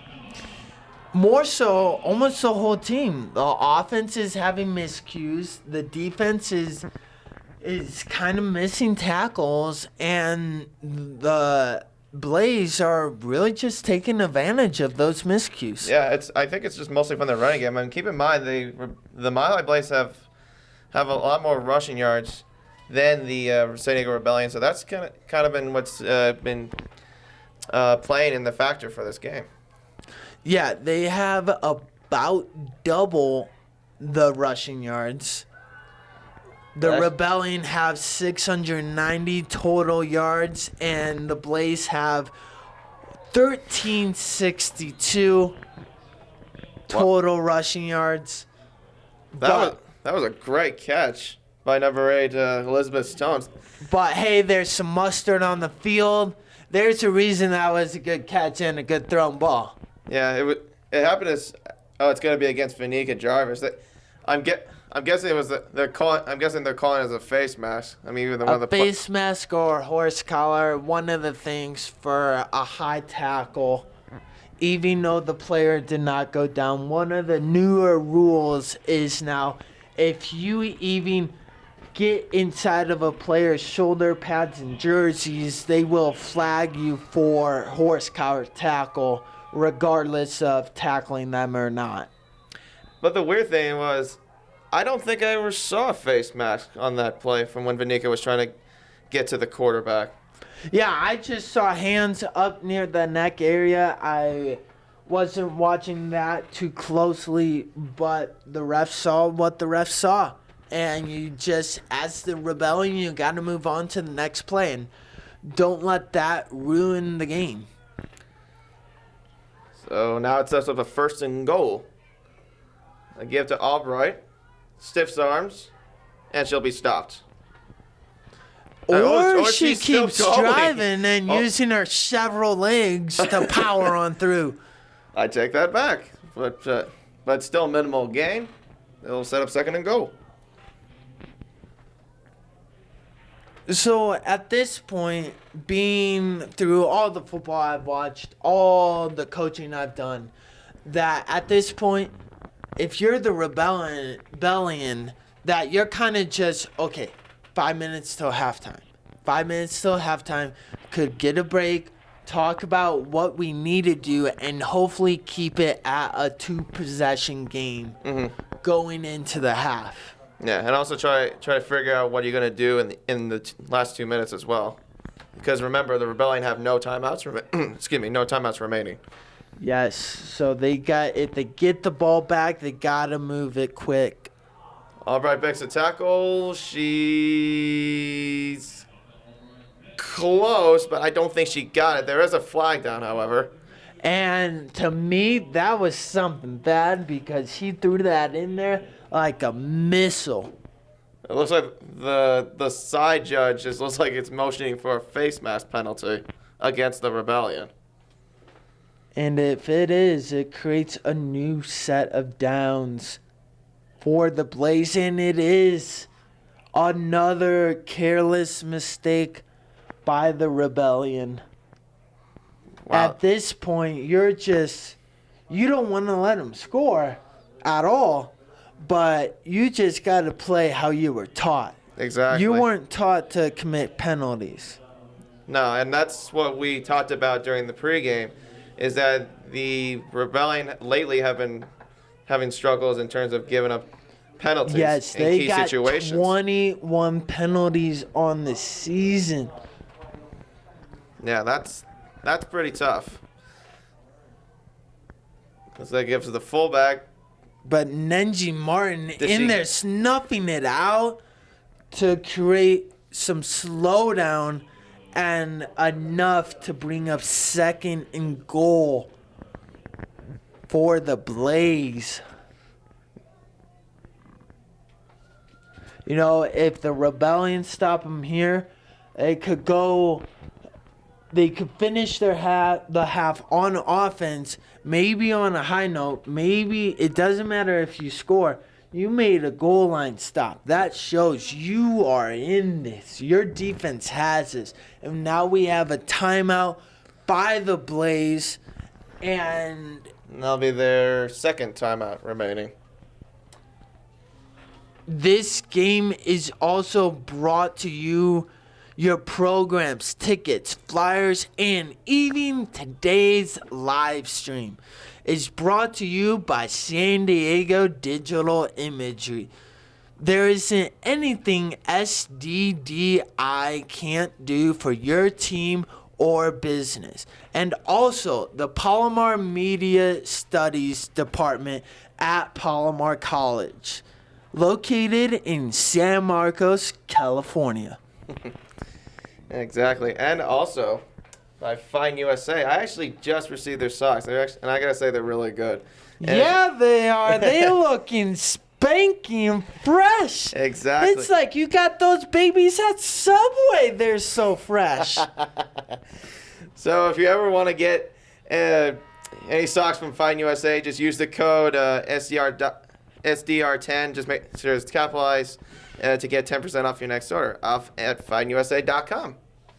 And you will get these amazing socks. We don't have a graphic, but up here in the announcer booth, we got Kyle, we got Jordan, and we also have Peter coming in the mail with his order of these Fighting USA socks. They're pretty fresh. You gotta get those socks, Nick. They're fantastic. Yeah, I think I'm missing out. Yeah, you. But definitely- right now, we don't want to miss out on this 2nd and goal for the Blaze, as we have a rollout by the quarterback, snuffed out by the Rebellion Just- defense to just bring snuffed up a 3rd down. Ooh, that's close. I don't know, maybe they're feeling our energy up here, talking about them socks, talking about San Diego Digital Imagery, and just, hey, we got to harness that energy and put it down on the line, because if we win this, we're going to Minnesota. Exactly. And that game is now officially over with the live score update of 35-7 Minnesota Vikes. Yeah, and the thing about the Vikes is they're actually undefeated right now. So Very impressive. So- But now we're back for the 3rd down and goal.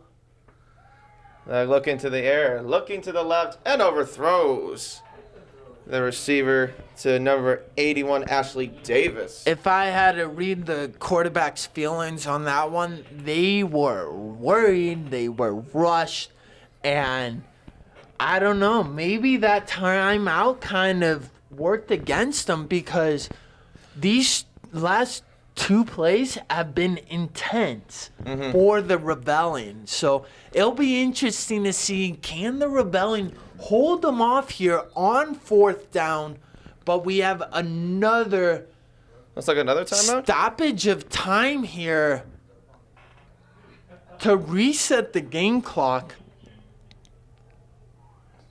The White Hat just wants to make sure we have the right time here on the game clock. Yeah, the clock was at 2:48. Now that he adjusted to 2:57. So it brings up a 4th and goal for the Blaze on the 2-yard line. Can they get those 2 yards, or will they be stopped by the Rebellion? This is a big moment here for this Rebellion defense. And a fake. A little fake. And she is in. Touchdown. But there is a flag on the play. And by my speculation, that might be a block in the back.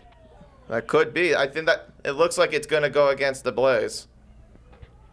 We got some players on the Rebellion clapping. We got the officiating crew coming to a huddle. And here is the white hat official with the announcement. We got a holding on the Blaze to bring up a repeat of down, 4th down on the 12-yard line. I'm not sure if you could read his lips, but that was against number 4, Yolanda Cersei. So that definitely sends them back now to the 12-yard line. So, again, another big opportunity for this Rebellion defense. They need to get this stop. And it looks like they're going to go for a field goal. When we looked at this, the Blaze have not converted a field goal as of lately. But the kick is up, and the kick is good. And I was just saying in the pregame that, there's only 3 converted field goals in Division II football. Mm-hmm. That's pretty low. That's number 4. That's 4, yeah.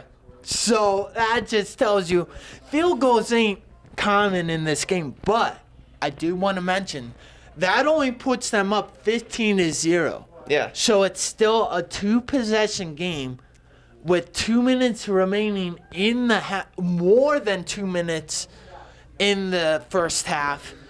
Plenty of time. No need to panic at all if you're either team.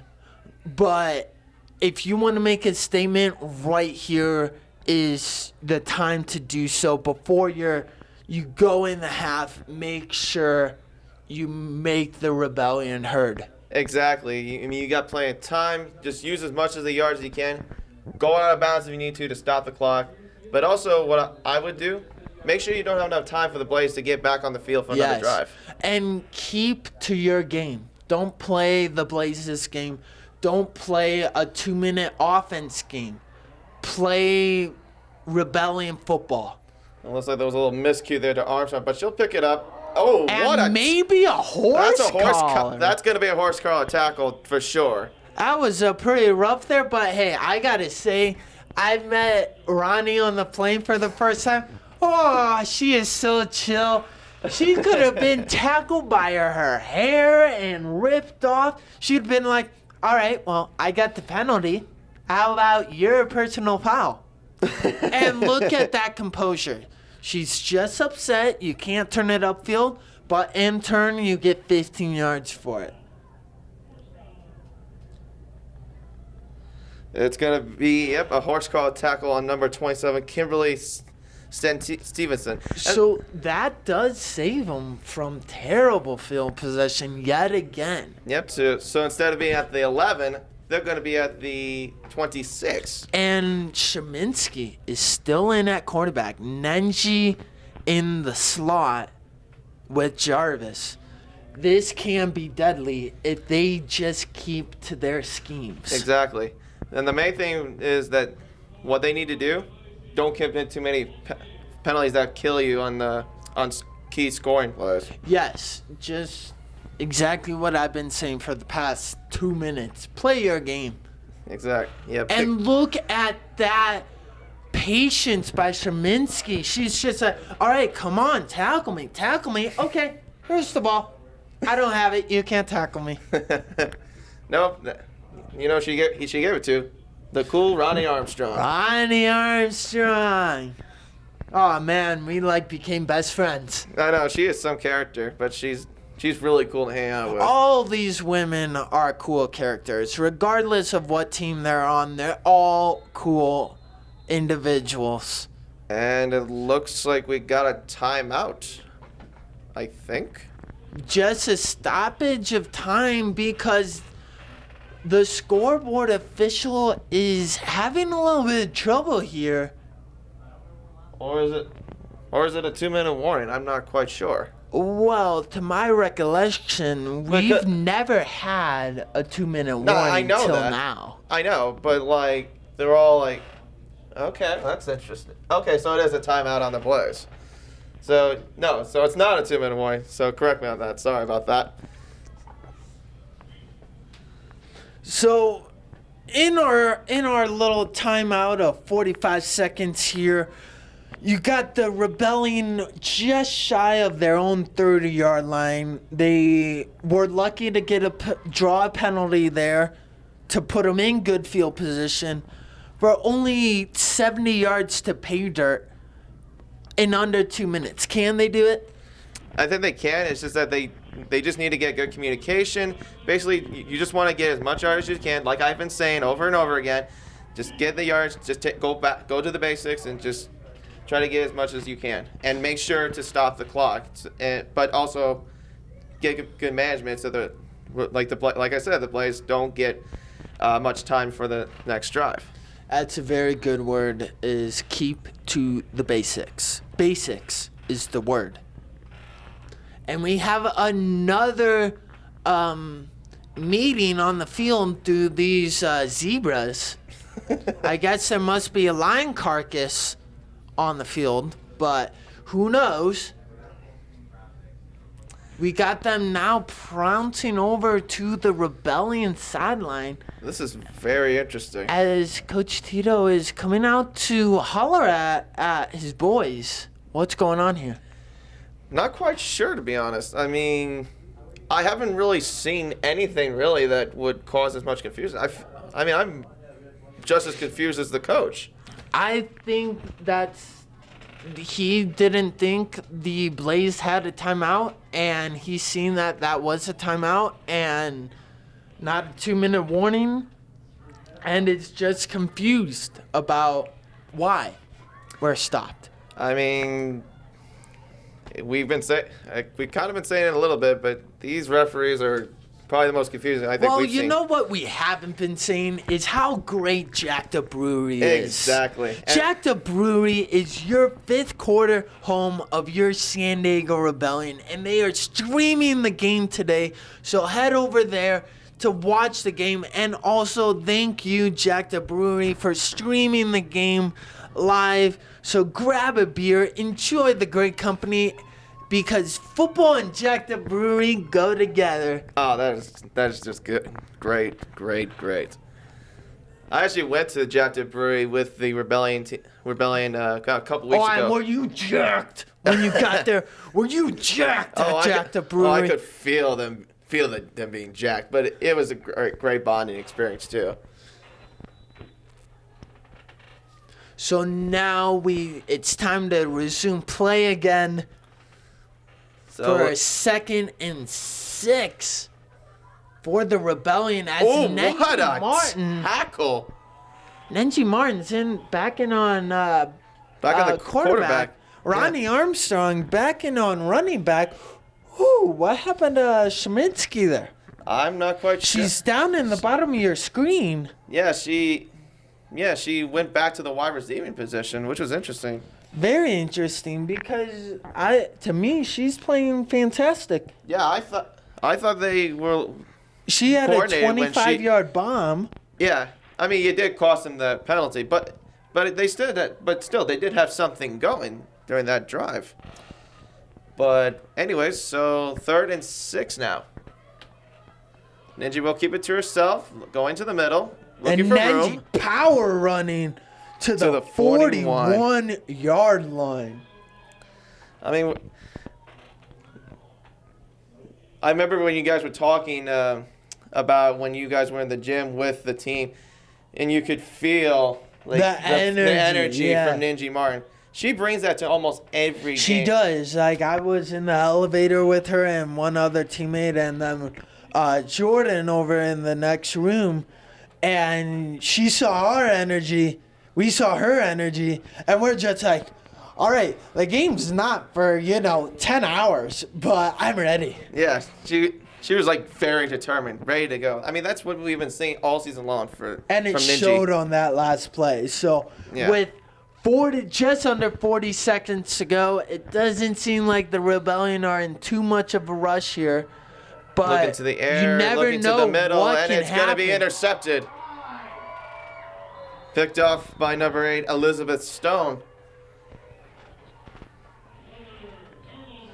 Into the breadbasket of Elizabeth Stone. That wasn't just caught. No, that was like, oh, here's a ball, returning for an interception. Yeah.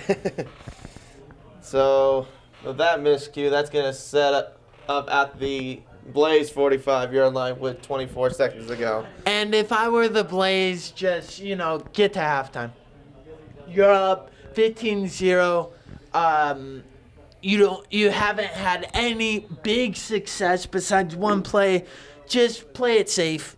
And that's exactly Keep what they that did. 2-possession lead. And so now we're going into halftime. So our final few messages before we take a break for the half is that I would say nothing really wrong with the Rebellion. Nothing that they have to adjust that the Blaze is doing.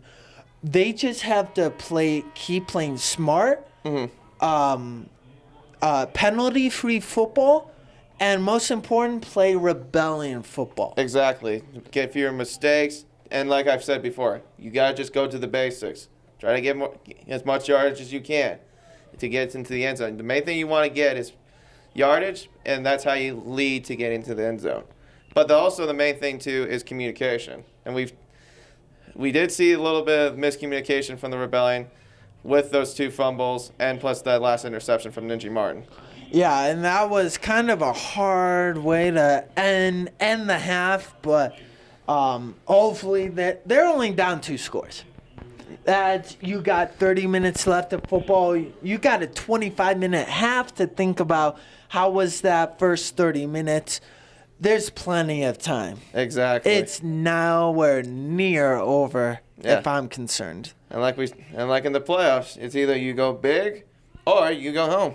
So you'll find out the end of this game, just like us, when we return in about 20 minutes with the second half, and that will be brought to you by Kyle and Jordan.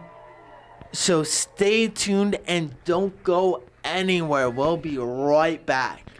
All right, everybody, this is Jordan Spurgeon. I'm back from doing the graphics. Me and Kyle Dyer got this third quarter on lock. So thank you for staying tuned to us. Right now it is 15-0.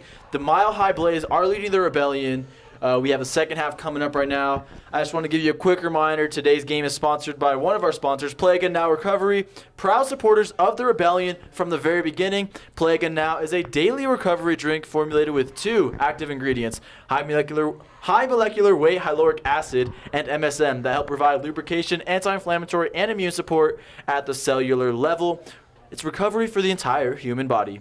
This unique combination helps fight delayed onset muscle soreness, giving you rapid elasticity and flexibility throughout your musculoskeletal system after every single workout. They provide product that helps keep our players feeling ready to go. To get yours, visit their Facebook page or playagainnow.com recovery from any activity that can be hard. Play Again Now Recovery will be there to help you recover fast and simple. So that's pretty much that for Play Again Now Recovery. You just want to make sure we got that sponsor in there for you guys.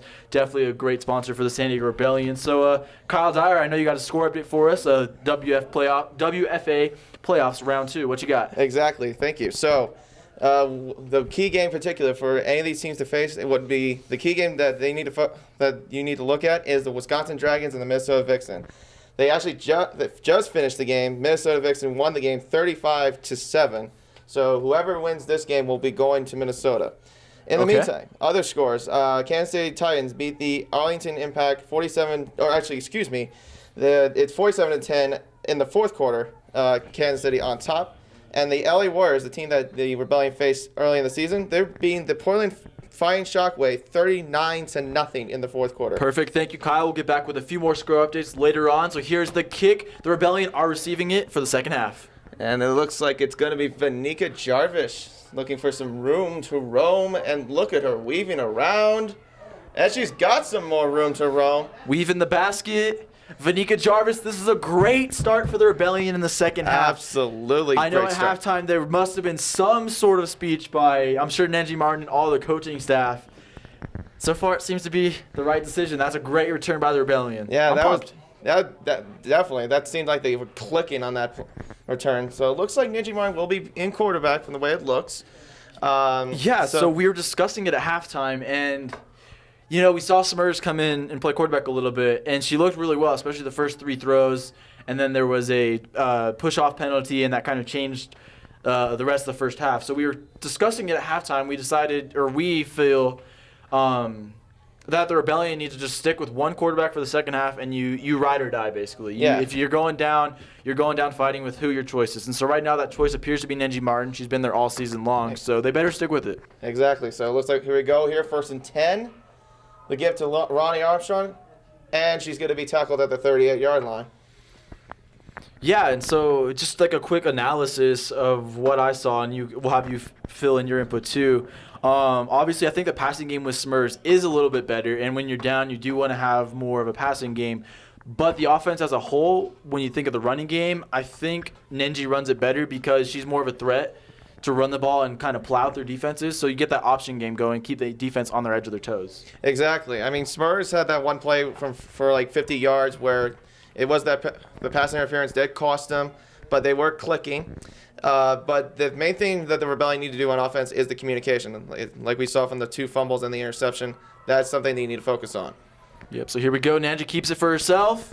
And she's going to be getting a first down and more to the 24-yard line. It's a pretty solid start so far to this second half. Yeah, you couldn't ask for anything better so far if you're the Rebellion. And if you're the Blaze, like right now, you want to slam the door on this game, and you want to do it right now. You want to get a stop, and you want to score one more time, because if you do that, the nail will be in the coffin more than likely. So if you're the Blaze, you really want to get a stop right here. So looks like we're trying to get set up here. And a quick thing, too, is that the main thing is that both teams have been playing good defensively. It's just that it has been more sided to the Blaze just because of their capitalizing on their opportunities, like getting the fumble, recovery in the end zone, and other miscues that they've been having. I agree. If the Rebellion want to win, like you just said, they need to play clean. You can't have any more mistakes in this game. You've already made all the mistakes, and the Blaze have played a relatively clean football game. So if you're the Rebellion, you got to balance the scales now. 1st and 10 from the 25. Ninja will keep it to herself. There we go. Look at the room she's got. She's got blockers ahead, and she's going to be tackled at the 5. It'll be 1st and goal. It's crazy to me. Every time I see her run the ball, she looks faster and faster. I just don't get it this part of the season. She's so well conditioned. Exactly. I mean, she's almost like a wrecking ball out there. It's a good reference right there, Kyle. I like it. It's just that the way she tries to get those defenders out of her face just by either going in the head first or just stiff arming the heck out of the defenders. Yep. So we have a timeout on the Blaze right now, and so I'm sure any of you athletes out there, or any former athletes, know there's certain times, especially when you're a really high level athlete, that you get sort of tunnel vision. And the few times I've seen Nenji get tunnel vision, I don't see it in the passing game. I see it in the running game. And right now, I think she's one of those modes where I wouldn't say she's in a Russell Westbrook head situation where she just wants to carry the team and go that way. But she's in a mode where, okay, guys, I'm going to lead the way. You guys follow me, and we're going to make things happen. Everybody does their jobs. I'm going to do my job to the best that I can, and we're going to come out and win this game. So Nenji Martin right now is in that tunnel vision mode, and it's going to be something to watch out for. Can she maintain it for the whole half? Because it takes a lot out of your body. People don't realize that. Yeah, exactly. I mean, you could see that like Russell Westbrook or even LeBron James too. When he's the leader for the Cavaliers. Like sometimes you need to have the players that can back you up. I mean, I feel like the Rebellion are the team that can back. This team, top to bottom, is solid. Oh, absolutely. I mean, you see it with their chemistry. You see how we see them with the way they bond on and off the field. Exactly. So here we go. We got first down for the Rebellion. 13:01 remaining in the third quarter. 15-0 Blaze right now, but the Rebellion are knocking on pay dirt. Yeah, the first time they actually knocked on the door so far into this Rebellion or the Blaze defense. Ninja keeps it to herself, looks to the air, and it's going to be incomplete. Intended for Kristen Smierzinski. So there we go. It's going to be the interesting combo of the night to see if Nenji and Smurs are able to get some connections in the passing game, because at the end of the day, it is going to come down to Nenji making a few solid key throws in order to win this game. You're not going to win it just by running the ball. We've seen it so far. Exactly. The Blaze do have somewhat of an answer for them at times. Yeah, exactly. But the thing, Ninja Martin, she has been getting a little bit better. We've seen in her passing game, her passing completion did go up a little bit as the season progressed. But the thing is that she needs to take her time and look down the field and see what options she can get. Exactly. So here we go on second down. Nenji throws it up and incomplete. Incomplete. Intended for Kristen Smierzinski again. So that's a third down and goal.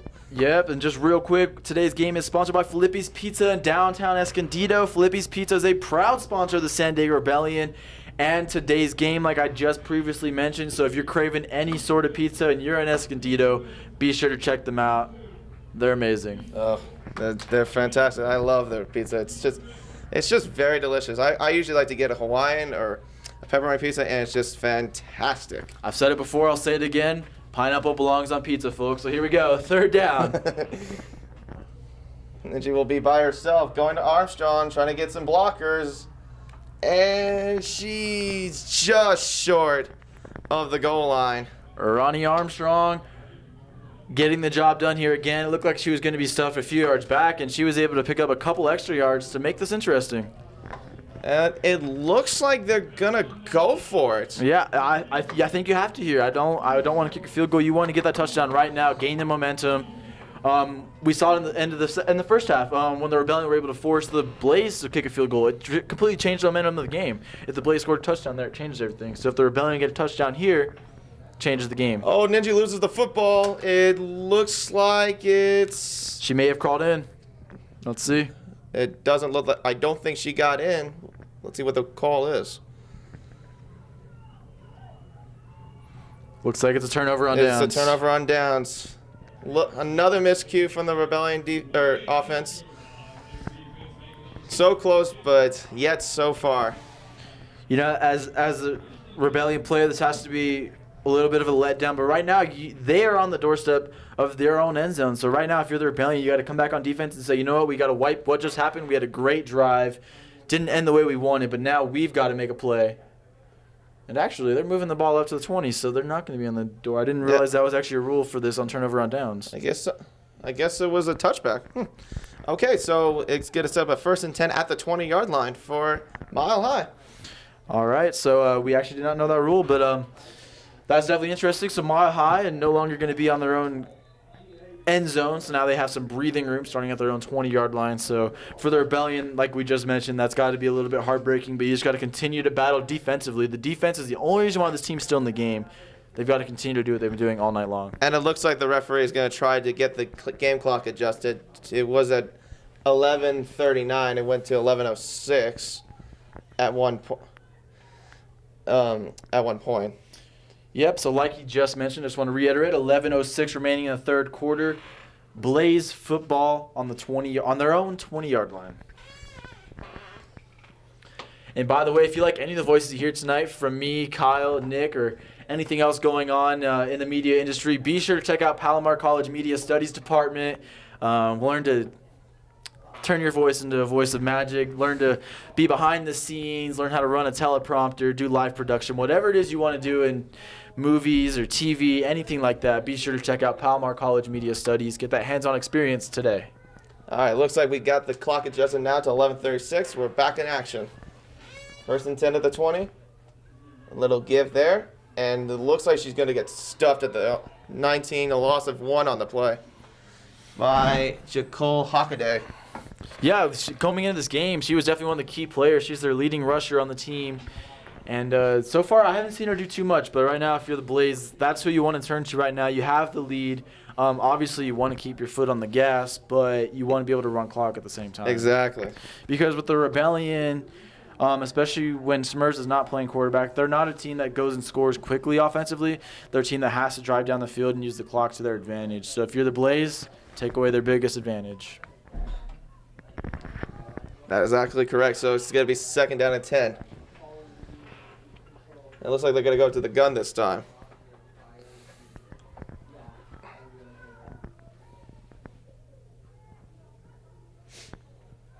Looking to the air. Looking to the right. She's got pressure around her. A fumble. Here we go. Maybe a fumble on the play. And who's got the ball? I think Smurfs came up with the ball here. It was interesting. Let's see what comes up out of the pile. That was a close one. We'll see what it is. Smurfs. Rebellion football. Let's go. Who else but the best playmaker on the Rebellion, Elliot Wynn. Coming up with the football right now for the Rebellion. You can hear the excitement. It's just good football that we want to see. I mean, obviously all game long, the Blaze have been winning the turnover battle. They had the three turnovers compared to the Rebellion forcing 0. And so for the Rebellion to finally get a bounce going their way, this is a big moment for them. They have to convert here. You cannot get stuffed in the red zone again. Yeah, exactly. Way to get your first turnover of the game for this Rebellion defense. Yeah, just what I was talking about with the Blaze. You can't take your foot off the gas. I understand you were trying to make something happen, but when you have the lead, you have to I'm not saying play it safe, but you have to just take the yards you're able to get. Don't try to do too much. And so that's what happened with the Blaze there, and it didn't pay off for them. Definitely not. So first and goal here. Ninja keeps it to herself, and she's going to be tackled at the 5. No gain on the play. You know, I have to say, I think she's usually making the right read, but that time, what I saw, I think that was the wrong read. I think Ronnie should have taken the ball there. They were kind of on the outside. They had Nenji kind of boxed in. If she had waited just a second longer, I understand that was more of a quick option.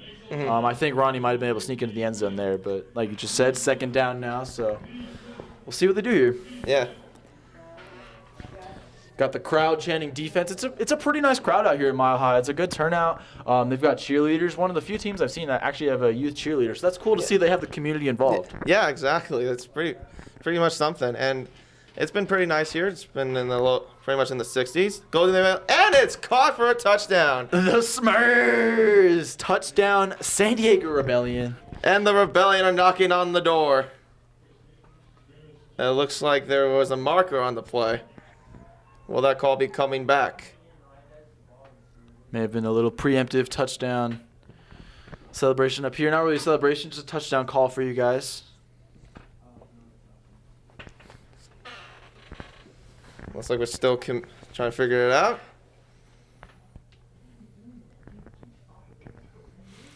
Yeah, the refs, they love having conversations today. I wonder if they're talking about what they had for breakfast this morning or talking about their dinner plans after. Maybe they're going to go out clubbing. I don't know. Oof. Ooh, that's a killer. A holding call. Yeah, we've been talking about it all game long. It was in my pregame notes that I'd mentioned earlier before the game. The Rebellion have to play clean football to win this game. The Blaze don't make mistakes. The fumble was the only mistake they've made all game long. It could be the only mistake they do make. And the Rebellion have had so many penalties tonight. They've had 3 turnovers. You just can't play like that if you want to win the game. If you want to win this game, you have to play clean. You have to be disciplined. It looks like Ninja was trying to argue with the referee as if there was no holding call. But it looks like the call will stand, but we'll see.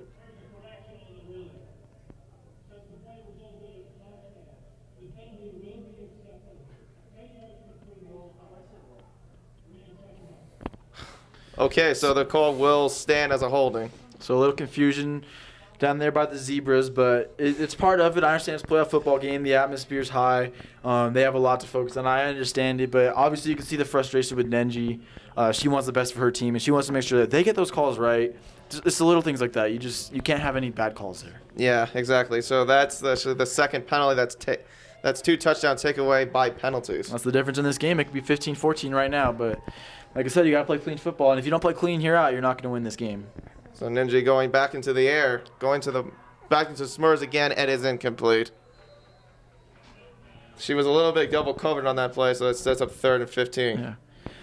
I mean, we mentioned it earlier. Obviously, at this point, you leave Nenji in, but when Smurfs is in at quarterback, you have more playmakers because you have Nenji on the field who's going to demand more coverage. If she can go up and get balls like that, that Nenji just threw. Yeah. But there's just offensively for the Rebellion, I would say their one weakness at the skill positions is that they don't have someone that's able to go up and get the ball. They're Right. more of a in the passing game. They're more of a slot slant kind of route people that are able to. more like short passing. And if they get open, they can burn people. But they just don't have that.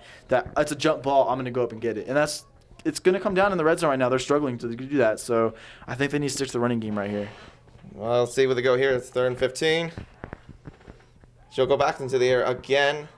She's got a little bit of pressure. She's trying to run to the middle, and she's going to be tackled at the 12 for a 3-yard pickup. So 4th down and 12. 4th and 12. It's interesting to see what they're going to do here. I think they're going to try to go for it here. I mean, why not? I mean, you're in playoff situation. You're down by 15, but you want to get the points that you need to at least keep it a pretty close game. Yeah, and it looks like now they are going to kick a field goal. I kind of agree with this because you do this, it's a guaranteed 2-score game, 2-touchdown game. So now you don't have to worry about 2-point conversions if you were able to convert this field goal right here. So just a reminder, we have 8:55 remaining in the 3rd quarter. The Rebellion are about to kick a field goal. It's going to be about a 27-yard field goal. See how they get. Let's see how they go here on this 27-yard field goal. Selena Graves on the kick. Kick Angie is Martin up. with the hold. And a beautiful kick through the uprights. Right through the uprights. All-American, Selena Graves. All-American kicker. Getting the Rebellion on the board now. So we just told you the time. We have 8:36 remaining in the 3rd quarter. Score is now 15-3. Blaze on top. Rebellion finally getting on the scoreboard.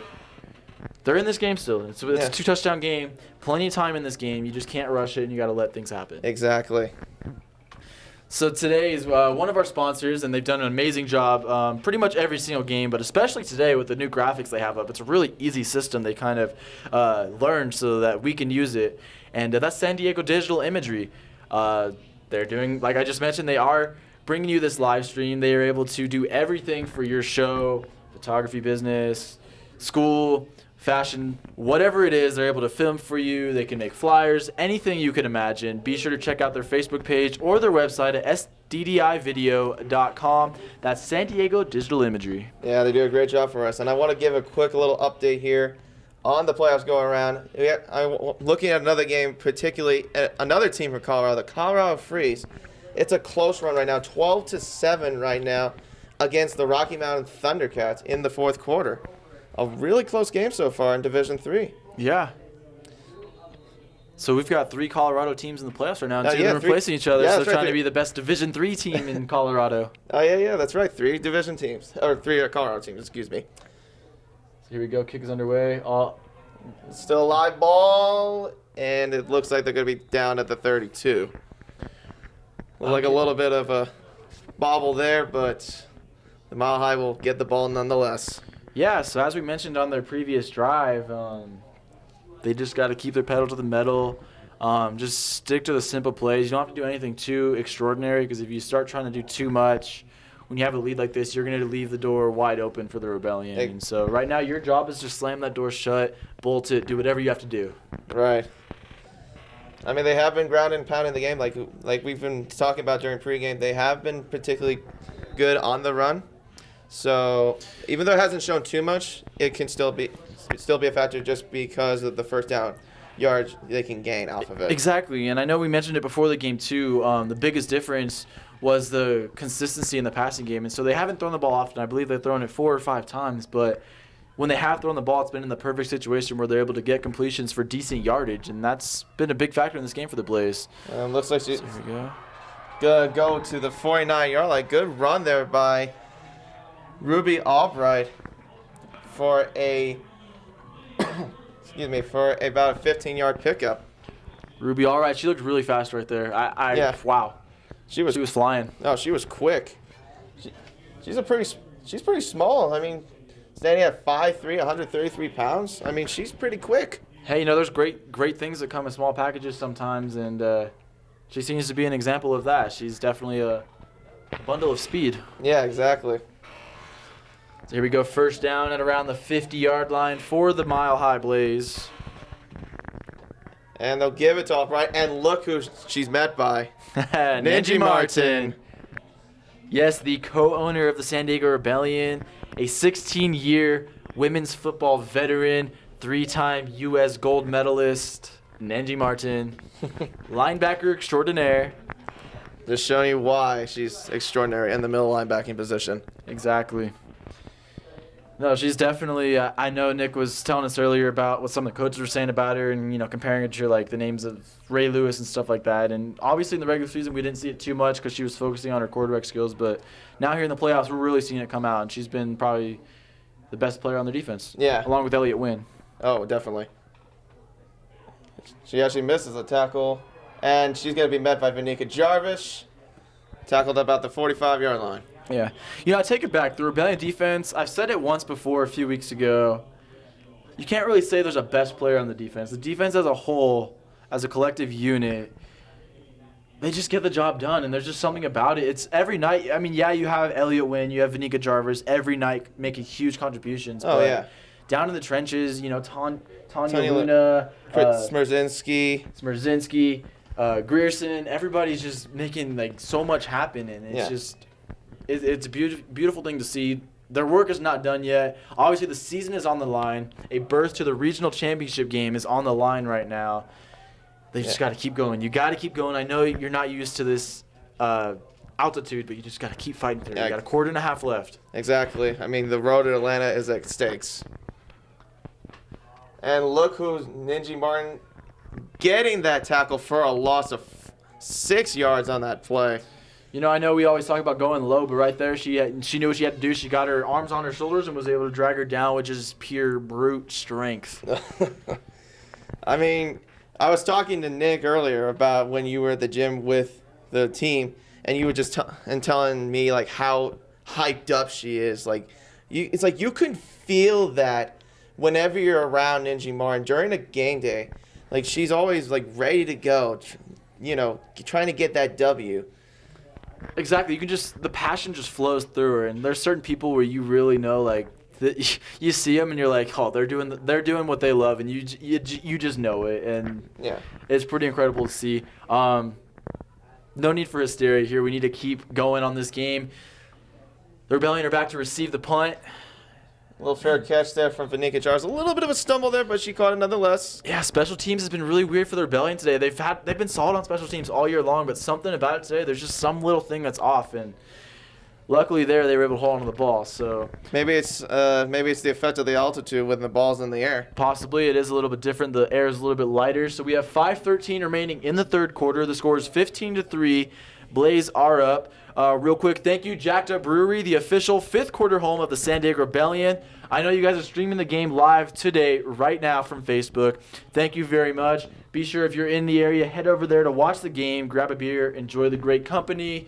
We've all said it before. Football and Jacked Up, they just go together. Anytime you can have beer at a great bar like that with a great environment and watch some great football, you're living life. Exactly. I mean, I was there about 2 weeks ago with the Rebellion after their game against Everett, and it's just like really good to be around those players after the game. Here we go to the air. Armstrong catches it, and she'll be tackled at the 25. No gain on the play. We haven't seen too much of that. Obviously, we see quick passes all the time from this Rebellion team, but we haven't seen too much in the backfield. It usually doesn't work out. No. Kind of same story there. They finally made a completion out of the backfield, but not able to pick anything up. I don't think that's something in their playbook they need to stick with right now. I think that's something you got to throw out. Yeah, I think what you've been saying, before, I think that what they need to focus on more is their running game, especially if you got Nenji Martin as quarterback. She definitely has the mobility to. She's not fast, but she is tough when she's trying to get around defenders. Exactly. Like right now, I haven't seen the Rebellion throw the ball this much in a while, and it just, to me, I don't want to say they're panicked because I don't know what's going on in the sidelines. I'm not down there, obviously, but it just shows, like, we're down by this. We need to score quickly. But just stick to your game plan. You have plenty of time left in this game. You still have a quarter and a little under a half to get this done. Oh, look at Vanika Jarvis with a burst of speed, and she is gone. 30, 20, 10, 5, touchdown. Vanika Jarvis. The big play extraordinaire. Every time she scores a touchdown, it's an electric play. Just shows off her elite athleticism right there. And the door has opened even more on that. Excuse me. They 65-yard touchdown run from Vanika Jarvis. So knock knock, who's there? Vinny. The Rebellion and Vanika Jarvis are coming. Jarvis. We weren't on the same page there. You got to read my mind, Kyle. I'm messing with you, but No worries. So yeah, now it's 15-9. The extra point is going to be up by Jennifer Strother here. Making a little bit of a comeback though. Yep, I'm really interested to see I want to know what the halftime locker room was like. We'll have to talk about that later on the buses. Something clicked. That definitely clicked. Strother to kick it, Oh, and it's another blocked. kick. This time Wow. by the Blaze. That was blocked by number 13, Alexandria Cruz. Well, yeah, Sandra, you are very hyped right now, and you have every right to be. That was just pure athleticism. Just you're not kicking the ball over me. Nah. Not today. No. Nah, what? Good luck. Hey, why wouldn't she be pumped? Yeah, I mean that's what it's all about right there. So we've seen 2 blocked PATs today. Kicking in the WFA it's been really odd this year. So I don't know. I know some of the stats are sometimes untrustworthy when you have third parties and all that entering stats. But we were looking earlier today, and apparently there was only 3 made field goals, not PATs, but field goals in the entire league. And today we saw the 4th one. 4th one, yeah, by the Blaze. Yeah, so that's crazy. But yeah, kicking is definitely interesting. We see a lot of blocked PATs, and that's just exciting football to me. I don't think there should be such thing as free points. I mean, I think, and personally, I know there's been talks about it before, but get rid of the field goal and the PAT, make them go for 2 all the time. But lots of discussion for another day. Maybe on my radio show one day, the Spurge Radio from Mondays 1 to 3, AM 1320 in Oceanside, California. I'll discuss those rules. I had to give that quick plug right there. Yeah, maybe we can have a little debate on that. Who knows? Yeah, maybe I'll have Kyle come in on my show. Anyways, let's get back to the football game. Sorry for my self-promotion there. Just doing what I can. So we have 3:56 remaining in the third quarter. The Blazers still up 15-9, but the Rebellion have scored 9 unanswered in the second half. So here we go. Selena Graves is going to be set to kick it off, right? Actually, that is Jennifer Strother. Jennifer Strother.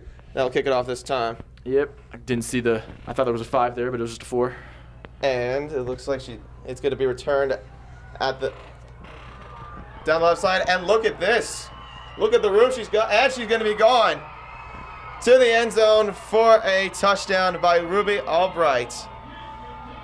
Ruby Albright, we said her name before tonight, and that's what great teams do. When adversity hits, they respond, and they didn't take them long to respond. That took them all of 15 seconds? 15 seconds. About 15 seconds to respond, so Off of wow.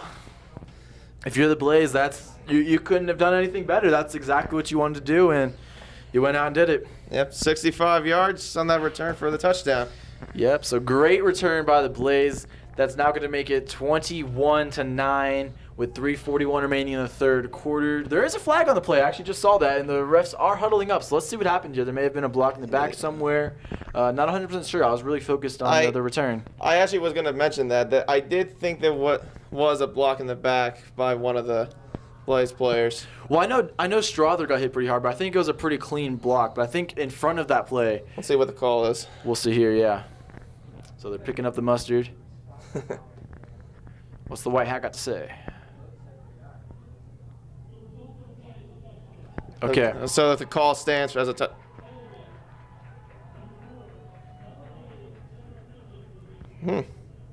So they called the penalty on Jennifer Strother for a holding call. I don't like that call. I mean, she was being manhandled. She's a kicker, and she was being manhandled. It was a clean block. I'm not saying there was any dirty block there, but No. I don't know where the hold came from, but it's part of the game. So if you're the Rebellion, you just got to move on. Like I said, when adversity hits, you got to do exactly what the Blaze did. Adversity comes at you. It's how you got to respond to it. Yep, exactly. So it looks like they're going to go for it on a 2-point conversion. So You might as well. I mean, right now it is a 12-point game, so if you get a 2-point conversion, you make it a 14-point game. So this is the they right might call as well. here. Yeah. It looks like they're trying to get all set up. In the meantime, Today's one of our sponsors is Tomboy X. They have underwear that fits regular bodies and that anybody can feel comfortable in, regardless of where they fall on the size or gender spectrum. So, hey, we could all use some new underwear. Be sure to check out Tomboy X today. Got any score updates for us, Kyle? I see you looking at your phone there to check up on scores. yes, I actually want to give you an update on one of the other close games I didn't mention before. The Richmond Black Widows and the Toledo Rain. They just finished the score. Final score is 12-6 Richmond. So they're moving on to the semis. The Richmond are moving on to the semis. That's good to hear, Kyle. Yeah. Good update for us. Yeah. I believe that's a Division 3 opponents, are there? Yeah, Division 3. So here we go. 2-point conversion underway. And They're going to walk they're right going to into the walk end in zone. there to the end zone. Jakol Hockaday gets the 2-point conversion. This makes it 23-9 Mile High Blaze. All right, so 2-touchdown game. If you're the Rebellion, you can't focus on the scoreboard. You have to just continue to stick to your game. Obviously, you know in the back of your mind you are going to have to score somewhat quickly.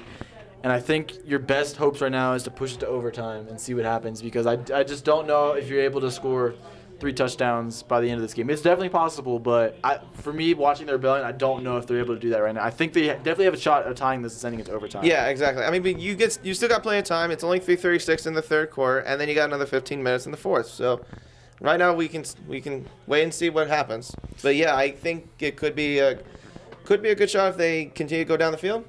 We could see overtime, maybe for the very first time. Who knows? Yeah, exactly. And hey, if you're the Blaze, I mean, you have to be feeling really comfortable right now, but you can't ever be too comfortable. You just got to continue. I've said it before. I'll say it again. You just got to ride the gas pedal. Just keep on riding down that highway, you know? By the way, be sure to check out Fightin' USA. They provide game socks for the San Diego Rebellion. They also provide amazing titanium tapes and titanium necklace discs. To get yours, visit fightinusa.com and use the code SDR10 to get 10% off your order. If you notice some of the tattoos on the ladies, I hope they don't get mad at me for this, but it's a nice tattoo sleeve I saw on their website, and it's pretty sweet. So if you want to look like that, be sure to check them out. Oh, that's beautiful. And I also just got socks from Fine USA, and I have to say they are fantastic and very comfortable. So thank you very much. Thank you very much, Fine USA. So it looks like they're going to be kicking off at the 45-yard line. The lefty boot. The left boot. So it looks like it's picked up by Sarah Rodriguez. And she's going to Bulldog. going to the 40. There is a penalty. That flag came in pretty late. We'll see what the call is. But it happened as soon as she went out of bounds. Yeah, I'm not sure what's going to be here. It could be unnecessary roughness, but I'm not 100% sure if there was something else going on. We'll have to wait and see. It looks but like Sarah Bulldog, I mean, she's getting in on the action. She's a winner, and she wants to continue to grind this out for the Rebellion right now. Definitely. We'll see what the Zebras are trying to do. Reach their verdict. Yeah, you know, it's amazing. I understand the feeling of ring chasing. You want to go out and get that ring, and right now in the Rebellion, if you're the Rebellion, that's what you're thinking of. You're thinking of, man, we're so close. We can't give up yet. You got to keep grinding. So let's see what the call is from the official. Give it away, Mr. White Hat. Illegal block in the back by the Rebellion. So they'll set up shot. Yeah, at just their penalties. They're just deflating. I mean, you can't win a game when you commit. I mean, they've got to be nearing double digits in penalties at this point. Yeah, I was gonna say they're gonna set up shop at their own 19-yard line. Yeah, I mean, if both teams are committing penalties, you can find ways to overcome it. But when you're the only team that's committing all the penalties, it's extremely difficult to overcome it. The rest of your game has to be clean, and so far for the Rebellion, it hasn't been. They've made a few mistakes offensively and a couple defensively, so they've really have to play nearly perfect to win this game. And not to mention also the 2 penalties that cost them 2 touchdowns. Exactly. This is a much different game if they don't commit those penalties. All right, so here we go. First and 10 on the 19. Armstrong getting the call, and she's going to be tackled at the 22. You know, I was talking a lot to Ronnie on the plane and stuff like that on the way here, and she really, really, really wants this. I mean, she is, wow. I mean, we all say, like, yes, we play a sport, we are competitors, but she is a competitor. Oh, yeah. She wants this so badly. I know she's doing everything she can on the field, as well as everybody else. You know, everybody's really wanting this. Yeah, and Nick was talking to me about her legs. Like, we've been mentioning how she's not also arm strong, but she's also leg strong. Leg strong, head strong. Oh, my gosh. She's something else. She is some character. So here we go. Second down for the Rebellion. See what happens here. Go into the air. Looks like she's going to go for a quick pass, and it's overthrows Selena Graves and incomplete. It looks like they were trying to get a pass interference call, but didn't get it. It looks like Selena and the coaches are having a little throwdown. There's some miscommunications on the play calls or something. there's just something off about the passing game sometimes. Yeah, I think you could be right. It's a story we've seen all season long with Nenji. I understand she has gotten better. Don't get me wrong. But that's just something that just really has to be developed. I understand it's still her first year playing quarterback, but you have to get that going, especially if you want to come back and win this game tonight. And it looks like it's going to be Vanika Jarvis back at the running back position. We did see that quite a bit in the last game, and she did capitalize with 2 touchdown passes or 2 touchdown running touchdowns. Excuse me. But yeah, I mean, it was mostly because Ronnie Armstrong was injured, but she adapted it pretty well last game. Yeah, so I heard. I know you did a great job telling us the story of last game, so that's definitely great to hear that Vanika Jarvis was able to step up for them last 2 weeks. We're down now for the Rebellion. The officials are still trying to get something set. Looks like Mr. Whitehat's still trying to figure out what to do.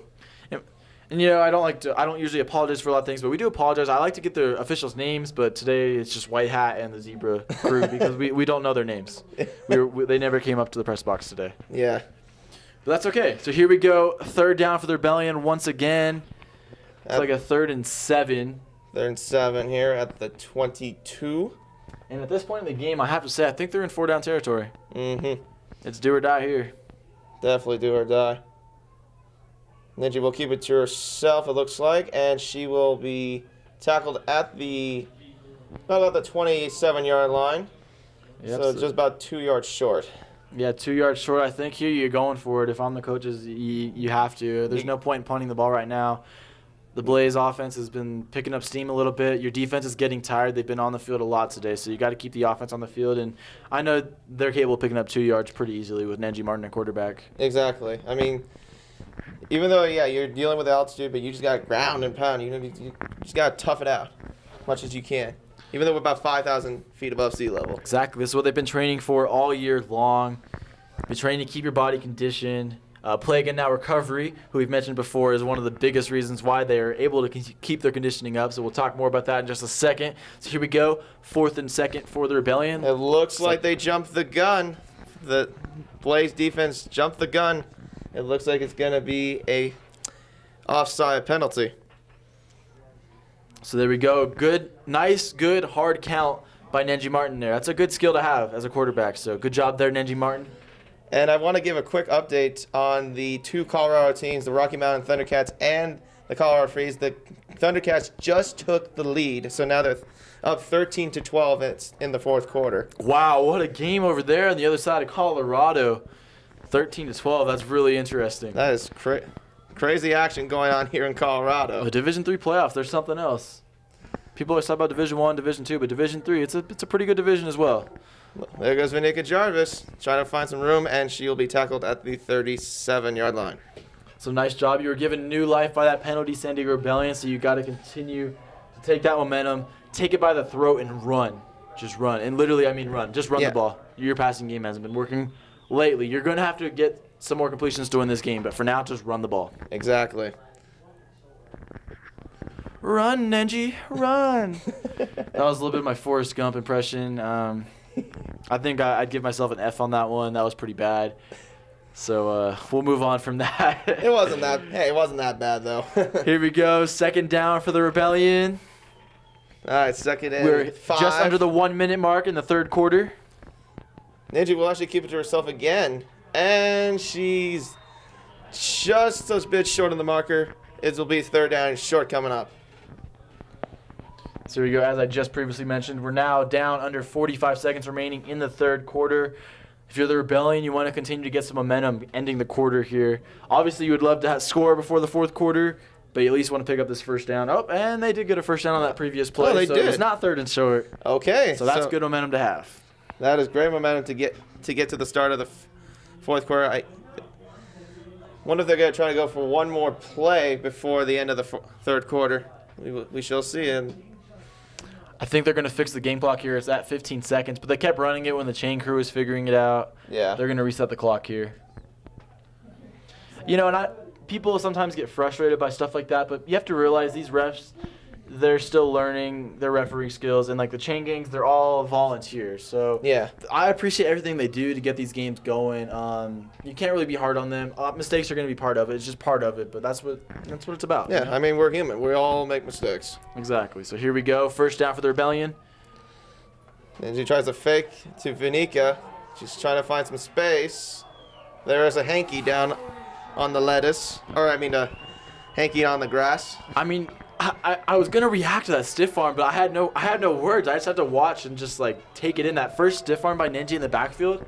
Wow. I mean. Yeah, something I've talked about before is just how she runs the game. She just tries to get those defenders out of her way. Yeah. No. Wow. So yeah, there is a flag on the field. So we'll see what the refs do. But yeah, so I had mentioned Play Again Now recovery a few minutes ago. So as we said before, they are proud supporters of the Rebellion from the very beginning. And let's hear the call real quick. It's a holding call against Tanya Luna. but there is a personal foul on the Mile High Blaze, so it is those penalties are offset. So it's a repeat of second down. All right, so they catch a little break there, but let me go ahead and finish this real quick. Play Again Now is a daily recovery drink formulated with 2 active ingredients, high molecular weight hyaluronic acid, HA, and MSM that help provide lubrication, anti-inflammatory, and immune support at the cellular level. They help you with delayed onset muscle soreness. So that's when your muscles are hurting after a workout. All of that good stuff. Be sure to check them out at playagainnow.com or on their Facebook page, Play Again Now. And that is the end of the third quarter. So your score still Blaze 23, Rebellion 9. Yep, so Kyle, that was great commentating with you. Hopefully this time on the scoreboard you get your chance to do the updates. I understand you had to score this first quarter, so pretty uneventful. Feel free to come in and chat in, though. Definitely, we're going to want a third person here. We'll definitely call you over. All right. For sure. Yeah, definitely. So this is Kyle Dyer, everybody. Nicholas Baldwin is going to come back over. Mr. Tries to be funny guy. I'm just kidding. I'm roasting him, but Nick's a good dude. Kyle's amazing. I'm whatever. But, you're amazing too, man. I'm playing. Anyways, let's move on from that. I don't even know what I'm talking about at this point. This is a great game so far. Like we said, as you can see on the scoreboard, 23-9 Blaze right now. It's going to be an interesting fourth quarter. 2-touchdown game. And we'll still see what happens. So I may catch in the middle of the fourth quarter, but hey, I'll leave the rest of the commentary to my man Nick Baldwin. And so I say farewell and adieu for now.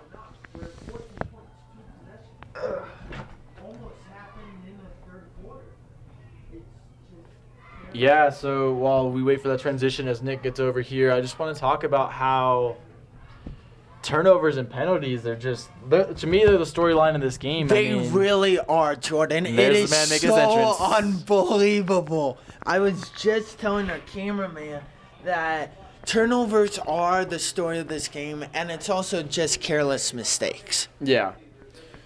No, it's a lack of discipline. I know they've been working on it all season long, and you hate to see a team go down playing self-imploding. Yeah, just basically self-imploding, going down with the ship. But hey, you got 15 minutes left, still plenty of time. Your defense, I know your defense is tired, but they're still capable of making stops. If you're able to score 2 times and get into overtime, you never know what'll happen. Well, it's not just there's plenty of time. Like, they almost had tied the game in the third quarter. Yeah. And then just an unfortunate penalty. Yeah, and without two of the key penalties in this game, the game would be tied right now. They took away 2 touchdowns on penalties. So, like I said, they're definitely in this game. And I think they have been showing signs of life this whole game. Obviously, not on that play with Jarvis getting tripped up in the backfield to bring up second and long, but they would have sweeps, turning the corner and breaking for a huge gain, or just really shutting it down on defense so they get the ball back quickly. Yeah. No, this is it's a rough game to watch sometimes, but hey, there's a reason why this is the game of the week. So yeah, there's still so much left in this game. We keep talking about it over and over. I know we're kind of getting repetitive now, but let's see what happens here. I do like that Ninja Martin is being aggressive, like usual. She is very aggressive. Yes. It is very enjoyable, and part of me does not want to see her in the elevator after the game. So that was a great play there by number 13. Alexandra Cruz with a deflected pass right now. For all you young football players out there, biggest thing for defensive linemen, linebackers blitzing, arms Hands up. Hands up. Ask questions, but play football. It's a By great ask point there, questions, Nick. I mean get your arms up because you could do what Alexandra just did right there. Alexandra Cruz. Yeah, that was straight out of the textbook right there. yeah, that is what you do. Yeah. This Mile High team, I mean, they're very disciplined. They've got the talent. They've got the skill set. They're excited. They're an exciting team to watch. I'm having a fun time watching them. But we got Vanika Jarvis tearing up the middle Big of the field. play. Jarvis back at it again, finding the end zone. First, second score of the night. I think he As just she created a looks new at the nickname. camera, all right, let's get back to play. Exactly. As cool as the other side of the pillow. Big play, Vanika Jarvis. We've seen the stats before.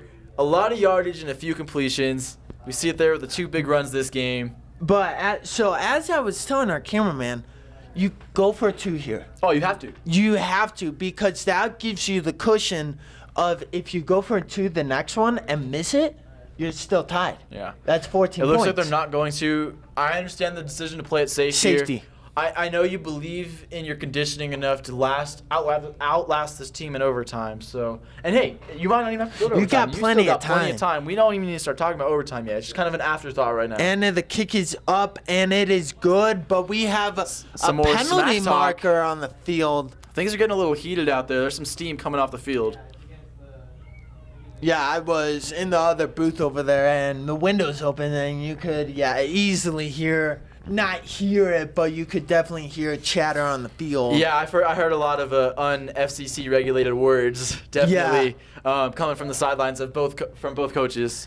But what's crazy is that I was, again, in the other room for the third quarter, and I was saying, these refs really are calling a wishy-washy game, in my opinion. Not saying they're favoring one team, saying they're not calling it straight. They're calling high penalties at points and then no penalties. Yeah, at I know what points. you're saying. To me, there's the only such thing as a bad ref is a ref that doesn't stick to their calls. Like if their calls are Right. consistent, you can't blame them. That's how they interpret the rules. Exactly. As long as it's going both ways. And I'm not saying they're playing any favoritism. Their calls are decently consistent.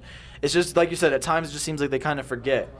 Yeah. Or they're just not calling it, or sometimes they're just a little bit more urgent. So I'm not calling the refs out or anything like that. It's definitely a factor in this game, and the Rebellion have to understand that, and they can't use that as an excuse. They need to say, you know what, that's how they're calling the game. We have to play cleaner. It's as simple as that. Yeah, I was, again, other room saying that, you know what, I don't care if the end result, if they win, I don't care. If they lose, I don't care. I don't want to hear that, oh, the refs were terrible that game. Yeah, they are. But they're not changing your turnovers.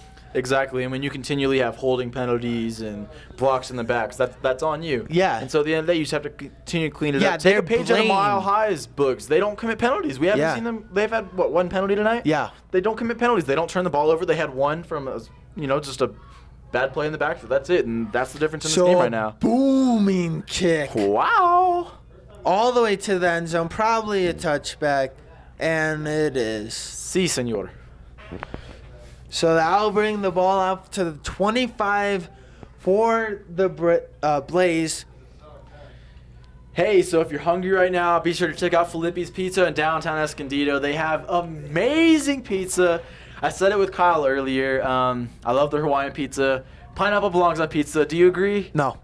You think pineapple? Okay. Straight up, no. We're going to be talking about this on the bus and on the plane now, Nick. But No. still, Filippi's Pizza. Even if you don't think pineapple belongs on pizza, You could listen to have the plenty others. Spurge on AM 1320 and catch more of this pineapple does not belong on Pizza Talk. You gotta come on? You listen to the AM 1320, the Spurge. on the Radio Revolution. Definitely Yeah, come on and talk to me about that. KKSM. Hey, this time don't fault me. This was not my plug. That was Nick plugging me. I did not ask him to do that. That is awesome. Thank you, Nick. No problem, Jordan. All right, so we got sidetracked there. So let's get back to the game here. We have 13:52 remaining in the game. The Mile High Blazer up 23-16. I would say that your main message right here is, as the Rebellion, stop them right here. you got the game. You just got to play your game. Yeah. But if they keep going, you got to find a way to stop them. Yeah. And then hopefully score. Because if you stop them, you got momentum. You're going to score. So and rare that pass. looks like it slipped out of the hands, and it did. I know. I ain't getting man. jitty. I knew that was going to Wow. be incomplete.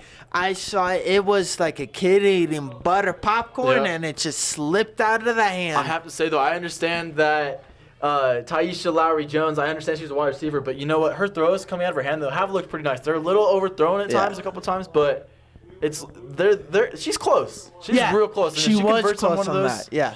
As a she different did in ballgame. the very beginning of the game Yeah. for a 70-yard heaving throw for a Yes. touchdown. So the Rebellion probably weren't expecting that. There's only been, from what I remember, there's been probably 6 pass plays from the Yeah, Blaze so far. I believe so. Definitely not a lot. We've seen a lot more from the Rebellion, which is out of character. Yes. But I think it's more of a, I was talking about it with Kyle earlier, it's more of a panic mode, and you can't go into panic mode. And right now, Right. I think they've snapped out of that panic mode, and they're going back to their game, which is what you have to do.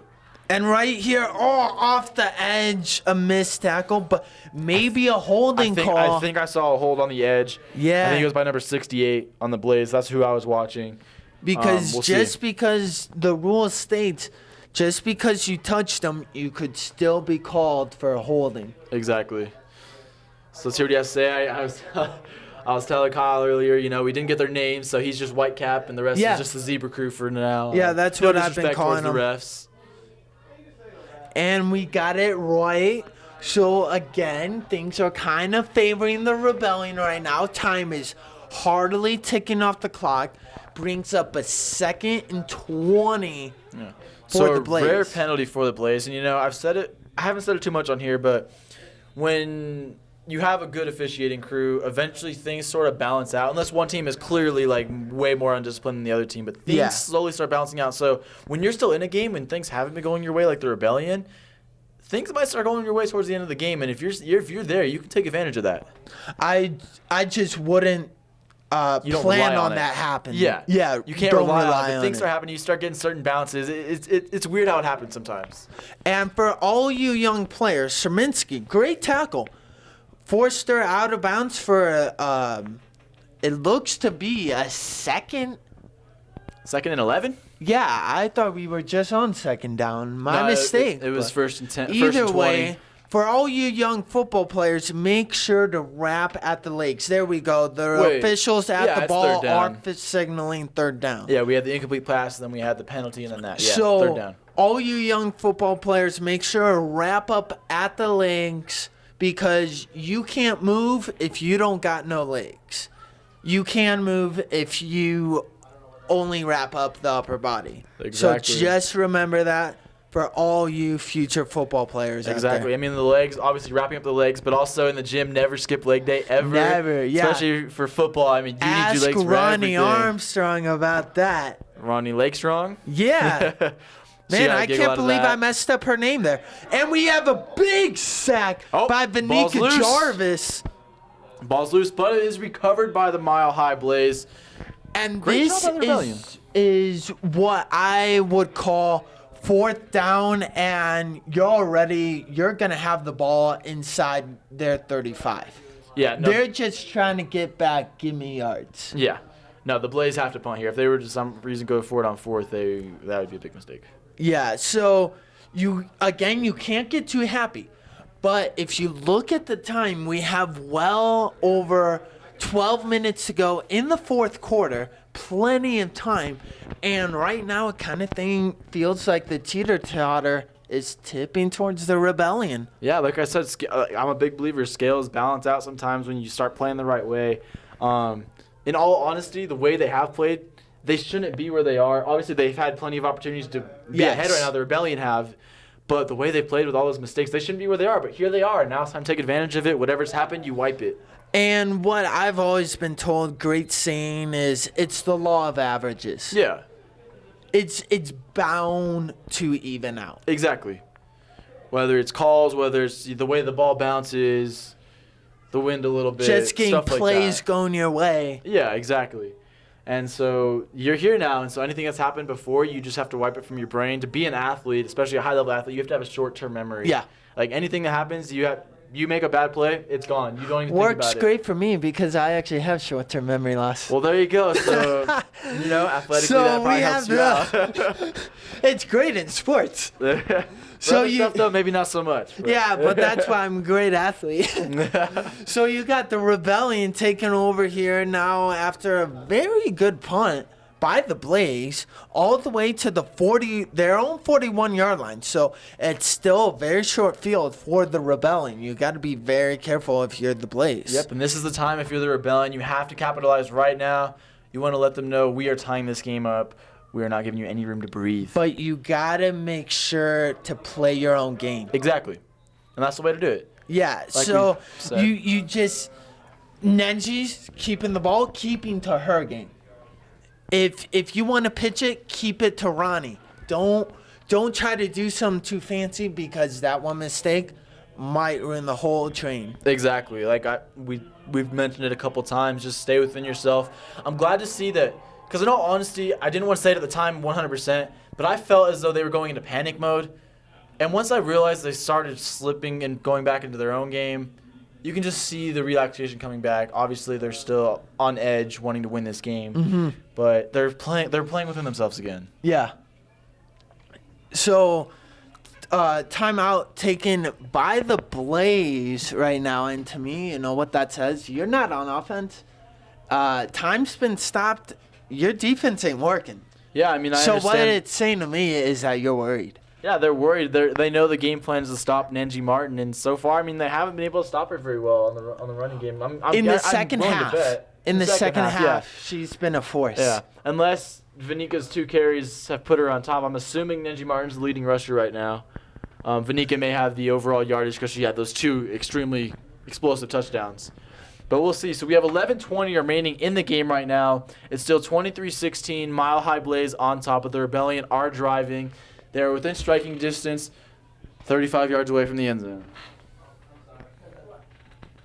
You know, I don't know if it's the field or just us being so in a different position to overlook a field, but to me, they're on the 35-yard line, but it looks like they're 50 yards away from pay dirt. But hey, Well, if you're them, maybe- that can't be the mentality. The mentality's just got to be the pylons. You got to just get to the pylons as much as you can. Wow, what a standing stall moment from Nenji.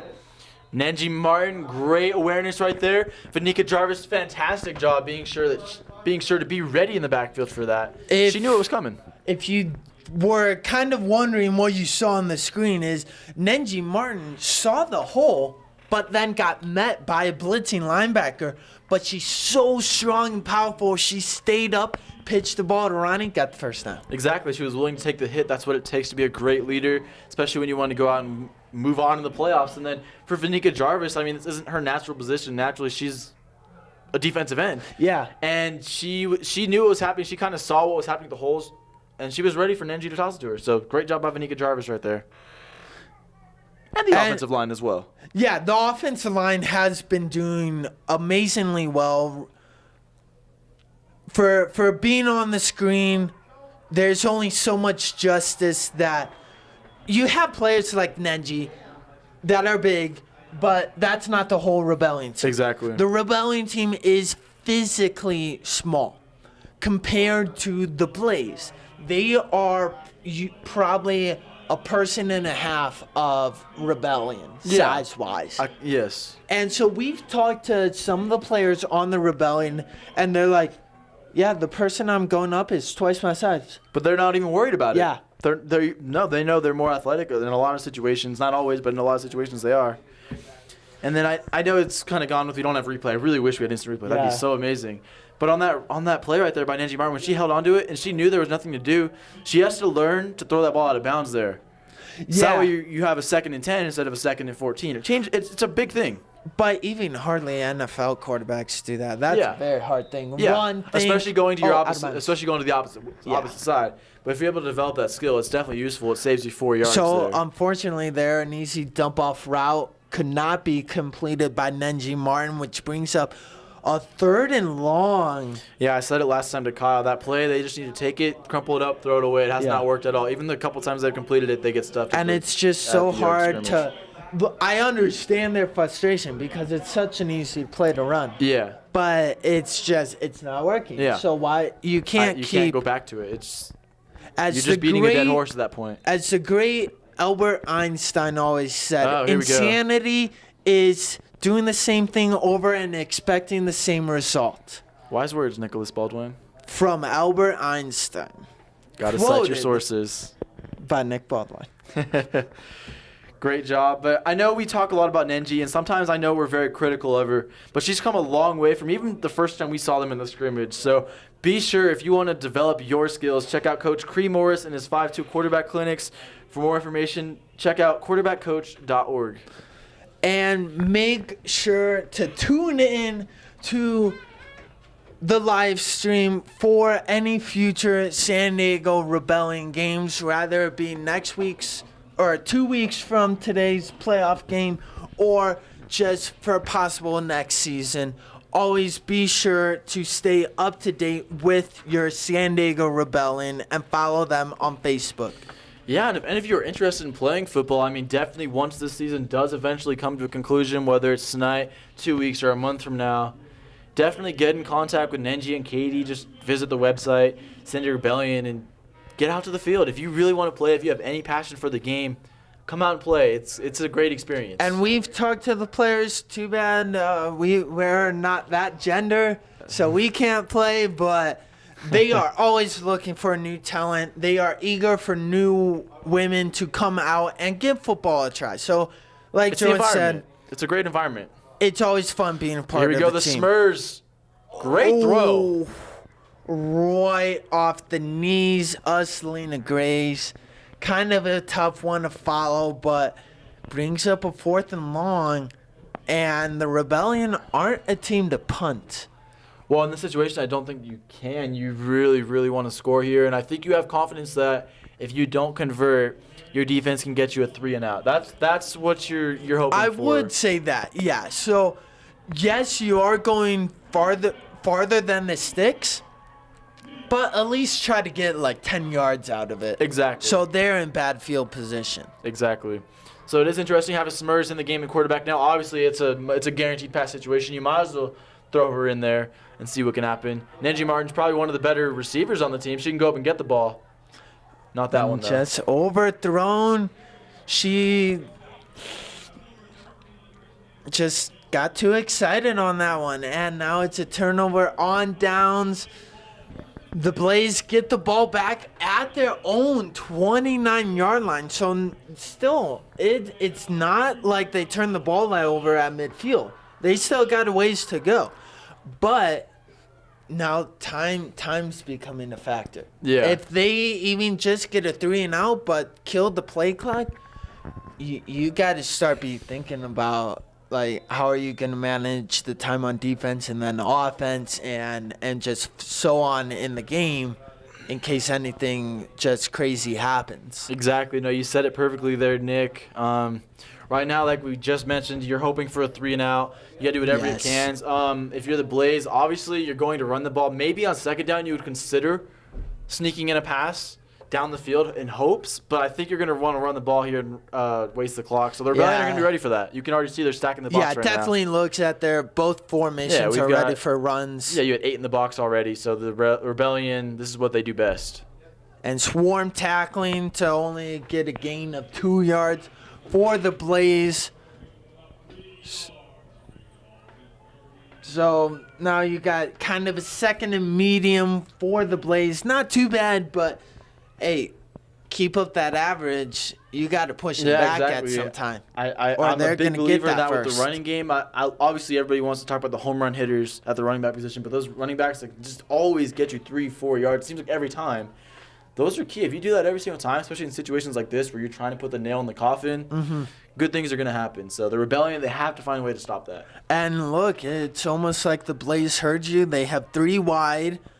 The Rebellion are taking 1 out of the box, still blitzing, and it is a run Vanika Jarvis, she really was able to press the line there to get into the backfield. That's what created that tackle in the backfield. She made the tackle, but she made that happen. And for all of you, and now that she's out of the screen, but number 77 on the Rebellion. Tanya her Luna. Hands brushed, and she's on the left top of your screen. Number 77, her hand brushed the face mask of the Blaze player. Now, that's not face mask. Correct. But to anyone out there playing football, don't put your hands up saying, like, I surrender, because that's drawing attention to yourself. Exactly. And as a coach, you don't want to see that. You played a clean game as far as you're concerned, no matter what you got to be an did. actor with a poker face. Yep. So here we go, third down. And Here we Nenji go. Martin. Oh, they're going to call it an incomplete pass. Ooh. Keep going, Nenji. As Nenji is doing a smart thing, Yeah, that's what you want to take do. the ball to the house. I know we don't have instant replay, so things don't change, but that was the smart football play right there. Just keep going. But to be honest, if we had instant replay, I don't know. She might have jumped the snap. Yeah, she may have. She was It's interesting to see. very Let's see what they call here. way in there. But, hey, it's a 4th and down, so whatever works. 4th down and 5, and the Blaze are being smart here. You know, watching some of these games that have been close this year, I feel like teams still go for it on 4th down situation. That makes no sense. You want to put the Rebellion as far away from the pay dirt as possible. So, hey, if you're the Blaze. So why not? Exactly. So, Like, you're up. So Yeah. the Blaze are playing very smart right here. yeah. Even if it's a 15-yard punt, now they're back 15 yards from where Exactly. That's they one more get the first ball down. right now. Ooh, we almost had a blocked punt there by the Rebellion. There was a lot of Rebellion in the backfield. But we had some trickery by the Rebellion. 2 returners back to field. I do like that. It's a great there tactic. we go, folks. We have 7:16 remaining in this game. It's coming down to the wire. The WFA playoff game of the week. It's exactly what we expected. We expected a game going wire to wire. But I wouldn't say with so much mustard on my lettuce. Like, I like mustard, but not that much. It's a little bit overkill. We have another penalty flag on You know, the if field. any of you out there are gonna do a live stream, don't use that term. We're gonna patent that. Yes. Some of the players were telling us that earlier. Probably not, but Probably just had to not, say it. but yeah, it's one of those things. So, Yeah, so now here's the we're white waiting hat. on Mr. White Hat. A legal shift by the kicking team. So the penalty is going to be declined. Yep. And once again, those scales are slowly tipping back to neutral. Yeah, they're coming in. Yeah, not into favor of the Rebellion, but it's coming back to even. Exactly. You guys screwed up, but hey, you played very well on defense. All right, so odds go back to normal. Exactly. So now we have a timeout by the Mile High Blaze. Yep. So I'm sure you can hear the smiles and the excitement in our voice right now. But 23-16 with 7:16 remaining. I mean, we couldn't have asked for a better game to watch. Yeah, this is a great game. It's mean- the game of the week, so WFA knew this was coming. Mm-hmm. We knew this was coming. Of course, the Rebellion wanted it their way. The Blaze wanted it their way. But either way, up here as broadcasters, we got a great game to commentate on. Exactly. And whether you're rooting for the Rebellion or rooting for the Blaze, I mean, you have to be excited with what you're watching. I'm sure some of you have gone through the highs and lows emotions tonight of wanting to smash your computer and be like, oh, great, this is awesome. Like, they're winning, and it's just And this is just what a you want in quick football. shout out, I want to thank the city of Denver for hosting us. They've been a great city, lots of fun for the short amount of time we've been here. Yeah, we've been at the DoubleTree. Yeah, Doubletree by Hilton, and it's been a blast so far. So we'd love to come back, but right now it's all about football. And Exactly. it's San Diego Rebellion versus the Mile High Blaze. So here we go inside the Blaze, 50-yard line, the Rebellion, first down. As Vanika Jarvis gets a short carry for only 2 yards, but hey, every little bit helps. You just got to get momentum right Yeah. now. You know, it's great to have a player like Vanika. She does a lot for this team, and I understand, like, a lot of the season on offense, she was playing a little bit more wide receiver. But I understand that 2 weeks ago, Ronnie Armstrong was a little bit injured, and so she's still healthy enough to play. Obviously, we've seen her play, and she's made some nice plays tonight, but she's not 100%. So to have Vanika Jarvis there to take some of the pressure off Ronnie has been a huge factor. I mean, she has 2 touchdowns tonight. Yeah. She's the difference in this And game right now. they're big touchdowns. Oh, yeah, they come out of nowhere. Yeah. And so hopefully maybe she could pull off one right now, and the Rebellion could be on easy street for a few moments. As Nenji stumbles to the 40-yard line. You know, that was a great job by number 4, Yolanda Searcy, bringing her down. I mean, it kind of looked like she was already knocked over, but she was able to get just enough of Nenji's lower half to bring her down. Like, never quit till you hear the whistle. Exactly. I don't care if you've got knocked on your behind, do whatever you can to bring them down. Without a horse collar. Yes, just play clean. So that brings up a 3rd and short on the 40. It's about a 3rd and 3. Same formation. Exactly. 3 And plays obviously, in a row. this is 4-down territory for the Rebellion. They've been in 4-down territory all quarter long. But you definitely want to pick up the first down here. You breathe a little easier. And Nenji Martin flipping it to Armstrong. Here she is, Arnie Armstrong back in the game. And as a coach and as a commentator, it's just like you're hoping 3 yards, 3 yards, 3 yards. Okay, you could go out of bounds now. Yeah, at that point. Like, once you you're get that not first saving down, time. You got plenty of time. You got Exactly. 5:33 on the clock. Clock stopped as she ducked out of bounds. But at this point, you kind of want to, like, delicately milk the clock. Not too much because you still got to score. But in a way, yes. But the way your defense is playing this quarter, I didn't mean to interrupt you, but the way your defense has been playing, if you can score somewhat quickly, you might have a chance to get the ball back and score again and not go to overtime. Yeah. Because you don't want to go to overtime. no, Obviously, anything happens in overtime. Exactly. And obviously, there's nothing wrong with having to go to overtime. It's just more football for us to talk about and more football for them to play. But And that's always things can fun. happen. So Ronnie's a little slow to get up. Like we said, she's just not 100%, but she is really fighting out there for her team. She is a fighter. I'm telling you, when I was on the plane next to her, she's just like relaxing, and I know she's hurting. I know she's wants to be a champion and get to the final stage, but yeah, you do got to take some hits to get there, but she's dealing like a champ with them. Exactly. It's ring season. It's all about chasing that ring right now. Everybody wants one, and she's definitely one of the people that I've talked to that is just so eager, and it's a shame to not see her at 100%, but I'm glad she's out there still competing. Yeah, at least she's able to say, I'm a part of this. And she's been contributing on defense all night long. And what a just Wow. bold head steamroller move by Nenji, taking the ball and just going through the tackles. Wow, I just noticed number 50, Shantavia Brigham for the Blaze. She is built.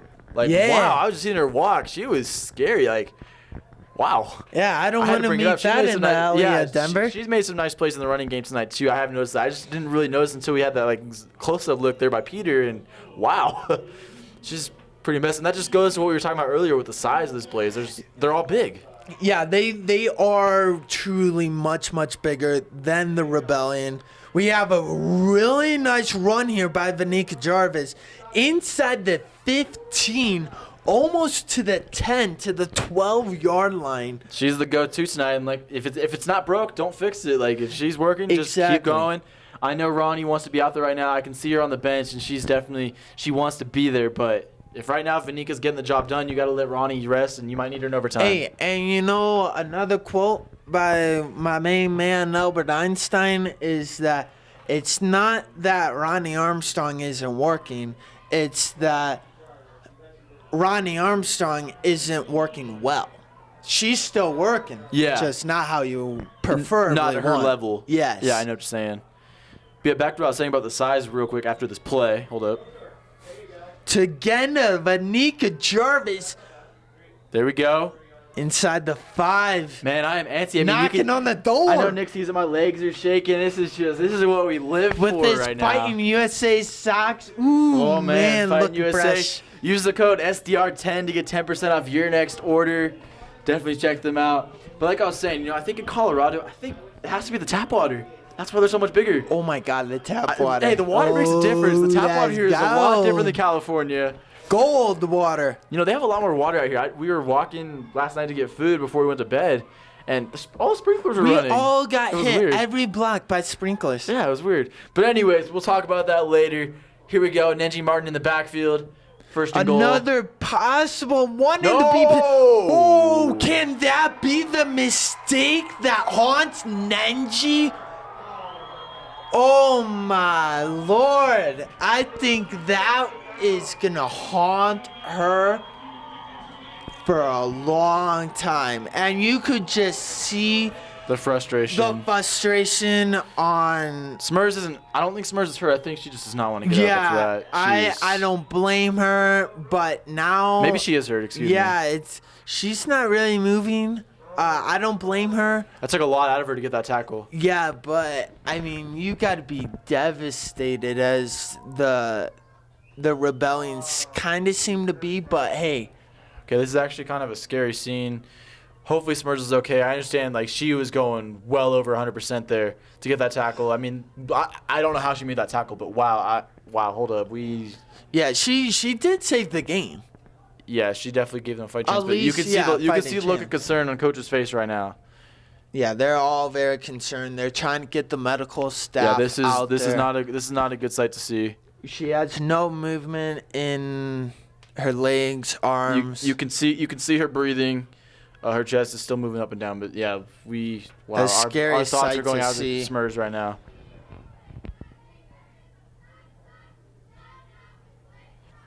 She is moving her at arms. least, yeah. So it's at least. Yeah. So while we wait on this, I mean, obviously we don't want to brush past anything, but wow, I mean, like you were What a mentioning during the game play, changer. I mean, is that the mistake? That's the one where you look back if you lose this game and you're just like, I can't believe Because we did that. you know, we might hear about it on the plane, the bus, wherever. That it's like coaches tell you all the time. If you got the ball and you're going down, go down. Yeah. Like In this Nenji situation- Martin was kind of going down. Yeah. Like she's broken through tackles. Yeah. But she wasn't breaking through three people when in the pitch lane there's another Blaze player. You know, we might hear about it on the plane, the bus, wherever, that it's like. Yeah, so in case you just missed what happened, if you're just tuning in, so the Rebellion were driving, they had a first and goal, and then Nenji did a pass, or a handoff, pitch. excuse me, to the running back, and it ended up being a fumble, and so the Mile High Blaze were able to recover it and then get it upfield. Smurs made a great tackle. I think she gave it 120%, and she's just not coming up yet, and this is a scary sight Yeah, to she's see. been down for a few minutes. Back to the play. Nenji, they're inside the 5. They're They were knocking on driving the down the field. doorstep. Yeah, Vanika Jarvis, 3 great runs in a row, and then all of a sudden, play inside to the opposite direction of what the 3 prior plays were going. Nenji's being brought down, pitches it through traffic, and then bing bada boom. And then unfortunately, also another Rebellion player is hurt on the Smurs, play. you can see the look in her eyes right now. She's in a lot of pain. It's good to see that they're able to get her up a little bit. It looks like it could be something with her shoulder. Yeah, this is a critical hit for the Rebellion, but you know, there's a minute 55 left. I believe they have 2 timeouts left. You have to get it. I want to to actually know how that went down. 5 seconds, because when she went down, it was at 2 minutes. They probably will fix the clock. Yeah, And it looks like Smurs is shaking off the cart and she is getting up. I don't expect her to be back in this game, but it's a good sight to see that she was able to get up. She was down there for a long time. Yes. So we wish you nothing but the best, Smurs. I really hope you're okay. Yes, our prayers go out to you and your family.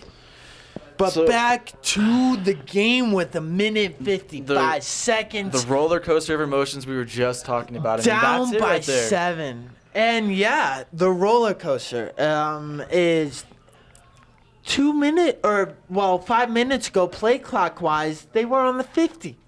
Boom. Now they were in this 5, and then boom, now the other team has the It ball. happened so quickly. It's just a blink of an eye. And So here's sort of victory formation for the Blaze, But, hey, it's not over yet. Yeah, I'm not sure if the Rebellion have 1 or 2 timeouts. I don't see it on the scoreboard. They're definitely going to use that one right there. If that is their last timeout, they're not going to have time to get the ball back. If they do have another one, they will have a chance. They possibly will, depending on the length of the play clock, but it will have to be a Hail Mary. boom play, Hail Mary, And kind of Aaron Rodgers throw it up, hope for the best. And it sucks, too, because Smurs has the best arm on the team. And if you need a Hail Mary, she's down now. So yeah. Nanji Martin's got to be ready to get the gun. I know she has the gun tattoo. She's got to be ready to get that and unleash it. But also, your defense has been on fire today. If they make that ball squirt, and they have, it's definitely possible. that could definitely drive the ball back, stop the clock, turn the ball over. I mean, you have a numerous amount of things that can happen, even though you're on defense with no timeouts, down 7 with 1:46 left in the game. And for Mile High, we literally just saw from the Rebellion what happens when you try to do too much. So obviously, keep it simple. I know you want to pick up the first down and put the game on ice, but if you're going down or anything like that, just get down, because if the Rebellion come up with a football here, you could end up having them tie the game. So if you're the Blaze, you just have to play it safe here. And it's a whole thing I've been saying the whole game, play smart. Right now, it seems like the Blaze are playing smart. So 2nd and 4. Brought down Big hit. at the line of scrimmage to set up 3rd down. Yep, Casey And Grierson getting in on the action there. like I said earlier, depending on the play clock, they actually can have like 20-ish seconds getting the ball back. But Correct. one, where are they getting that ball? And then 2, you gotta already be thinking, okay, Sheminsky's most likely not going to be in. So how can we move the ball without our big gun in the backfield? Yeah, because we haven't seen Nenji truly unload it, but from my eyes, if they're somewhere around midfield, I don't know if she has the arm strength from midfield to the end zone. So how can you get creative? Obviously, on the sidelines, right now your main focus. Oh no! We have a Whoa! shocking collapse on the field. Okay, we are going to have a moment of silence for this player right now. Me and Nick will not be talking.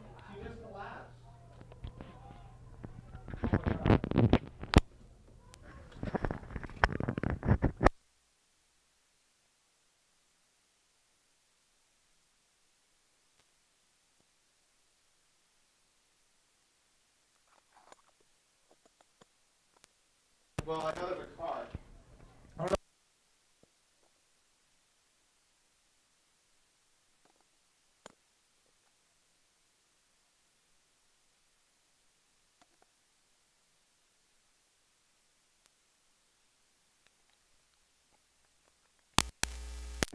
That's tough to see. We can bring it up in a second, but So she was just standing there and just caught. Yeah.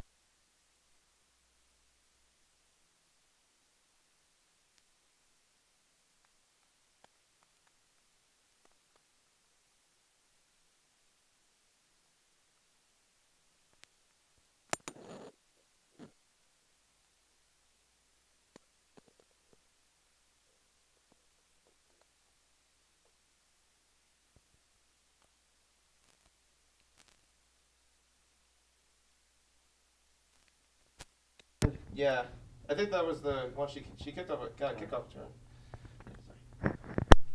All right, and now after a very shocking moment, as you can see now on your screen, we got a Blaze player down very abruptly, just in the huddle, wasting time, and then boom, hits the floor like a sack of bricks. yeah, it's number 35, Ruby Albright. I mean, this is something that is always emotional and scary to see. And Like we saw as she went down, she was like beaten fast in the chest, and we could only speculate and wonder what are they witnessing down there and talking about to her. Yeah, we But- don't want to make any assumptions. We just right now we really have her and her family and close friends and teammates obviously in our thoughts and prayers.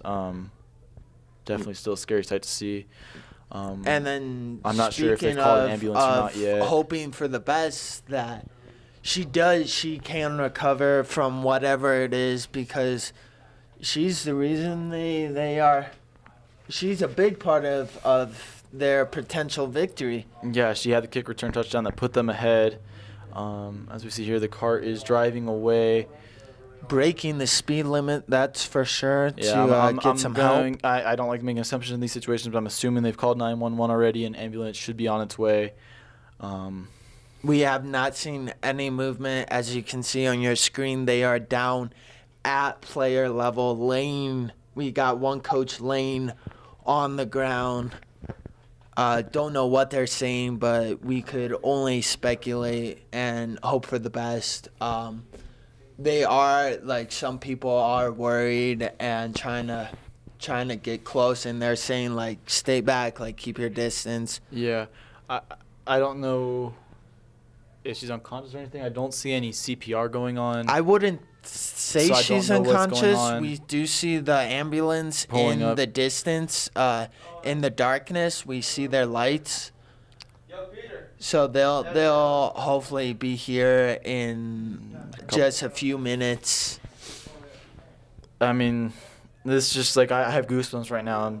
I just every time something like this happens, I know we probably It's- shouldn't be talking too much. We just want To let you guys know the kind of severity. fill you in on what we see that the camera is not looking at, that the ambulance is trying to get to the field. And it's also a shame this is at the end of the game when everyone's just about The to go ambulance is home. pulling around now. We have a fire truck in the distance as well coming around.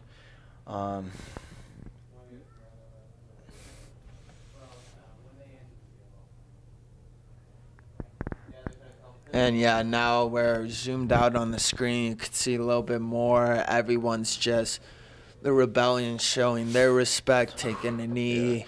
At the end of the day, there's things bigger than football, and Yeah. nothing brings people together like this. It's just, oof.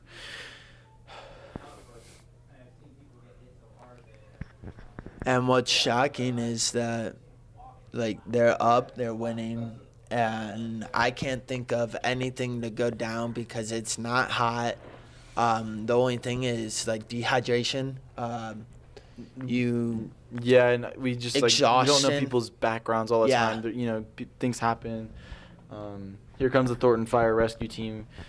Yeah, coming in, the so fire and ambulance crew. they're a pretty good crew, and I'm sure they're going to take care of this situation as we're all hoping.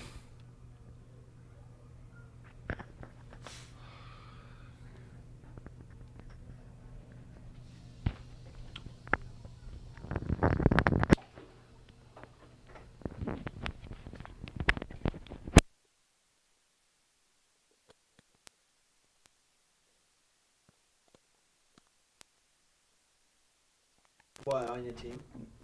Opposing team, but still, it like shook me up. Oh, shit. Yeah. I Well, don't yeah, like then this that's stuff. different. The baseball tournament. I wasn't playing in the stands. Collapsed at home plate and died right on the scene. No, I've never seen that happen ever in person. I mean, I've seen it happen on television, but never.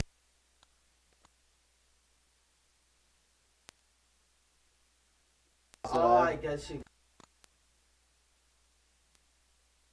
Yeah. And you.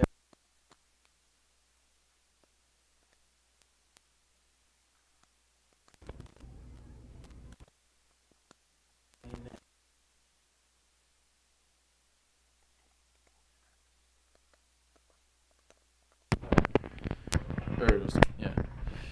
Hey, so we had unplugged our mics there, just let things process. But so the team is out there, the fire and ambulance crew is out there.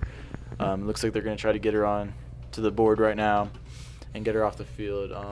Like we said before, all our thoughts and prayers do go out to Ruby Albright and her family, friends, loved ones, teammates. It's a scary sight to see. If you're just now tuning in. But we did at least see arm movement. We saw leg movement. We saw that she is in control of her movements, which is good. We're just hoping that it's not as serious as all those medical personnel around her seem. Yeah, and in case you missed it, it was third down, and the Blaze were ready to go ahead and,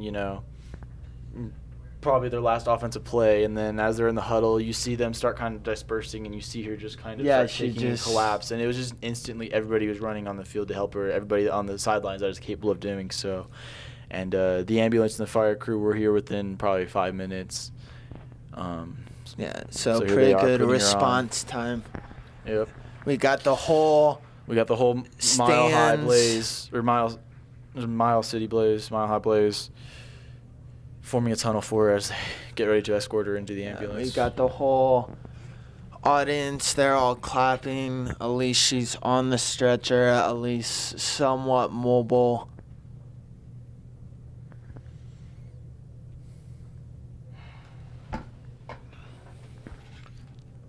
And we see some of the Rebellion players are still towards the sidelines, not 100% sure what to do. Nenji's around midfield right now talking to the officials. I think she's going to be walking over to show her support. So is the rest of the team now. They're kind of coming off the sidelines to show their support. Like we said, hopefully there's an update eventually, and hopefully the Rebellion page is able to comment and let anybody watching this game know what happened whenever there's more information eventually. Like we've said a couple times, our thoughts and prayers do go out to the Blaze and to Rudy Albright, as well as her family and friends and loved ones. Yeah, so it looks like Medical Thornton Fire Rescue is going to be taking care of her for the rest of the night and making sure she's okay as she is put into the ambulance. I'm sure she's under great care and going to be probably transported to a nearby hospital, but now it is back time for football. Yeah, we have 52 seconds remaining in this game. It's 23-16. It's definitely Blaze, not over. Third down here with 4 to go. So obviously they're going to run a play here and then probably punt the ball. So the Rebellion should be able to get the ball within the 20-second mark. And basically it's going to come down to a Hail Mary. Yeah, and the one thing, and we've actually seen this in many variations of levels, is that you punt that to obviously give them terrible field position, but usually the punts are the scariest part because those you can't control. Yeah. So you don't have a designed set up play, and maybe that is the biggest, best window for the Rebellion. And Music City Miracle. Yeah. Something like that. That's definitely going to be in the back of the coaches' minds right now. Yeah, I would take your clipboard, take your whiteboard, whatever you got, your pen, and start drawing up a scheme on how to return. Yeah, but before that happens, we're still waiting for play to be resumed by the officials. It might be a few more moments. Yeah, as we got friends, family on the sideline. We got some medical personnel. Yeah, I'm going to assume on the sidelines I see there towards the bottom left hand of your screen near the officer. There's some family, surrounding each other, getting love from the players. So yeah, we have a football game to finish here. So like we said, 52 seconds remaining, third down and fourth, no timeouts remaining for the Rebellion. As the Blaze are chanting Ruby's name right now in support of their sister, their teammate. So big. I mean, it would be terrible for anything to happen to the Blaze right now, but you still got a football game. You still got a possibility of this game going the other way. Exactly. So here we go. They're going to roll out, try to make something happen. I think she's just trying to waste as much clock as possible, get under that 40-second mark so the game can end here. And she's brought down with 40 seconds remaining, so by the time they punt the ball, it's coming down to the punt return. So if they don't punt it out of bounds, the Rebellion have a chance. Yeah, and who knows? Maybe the play clock is different than what we think.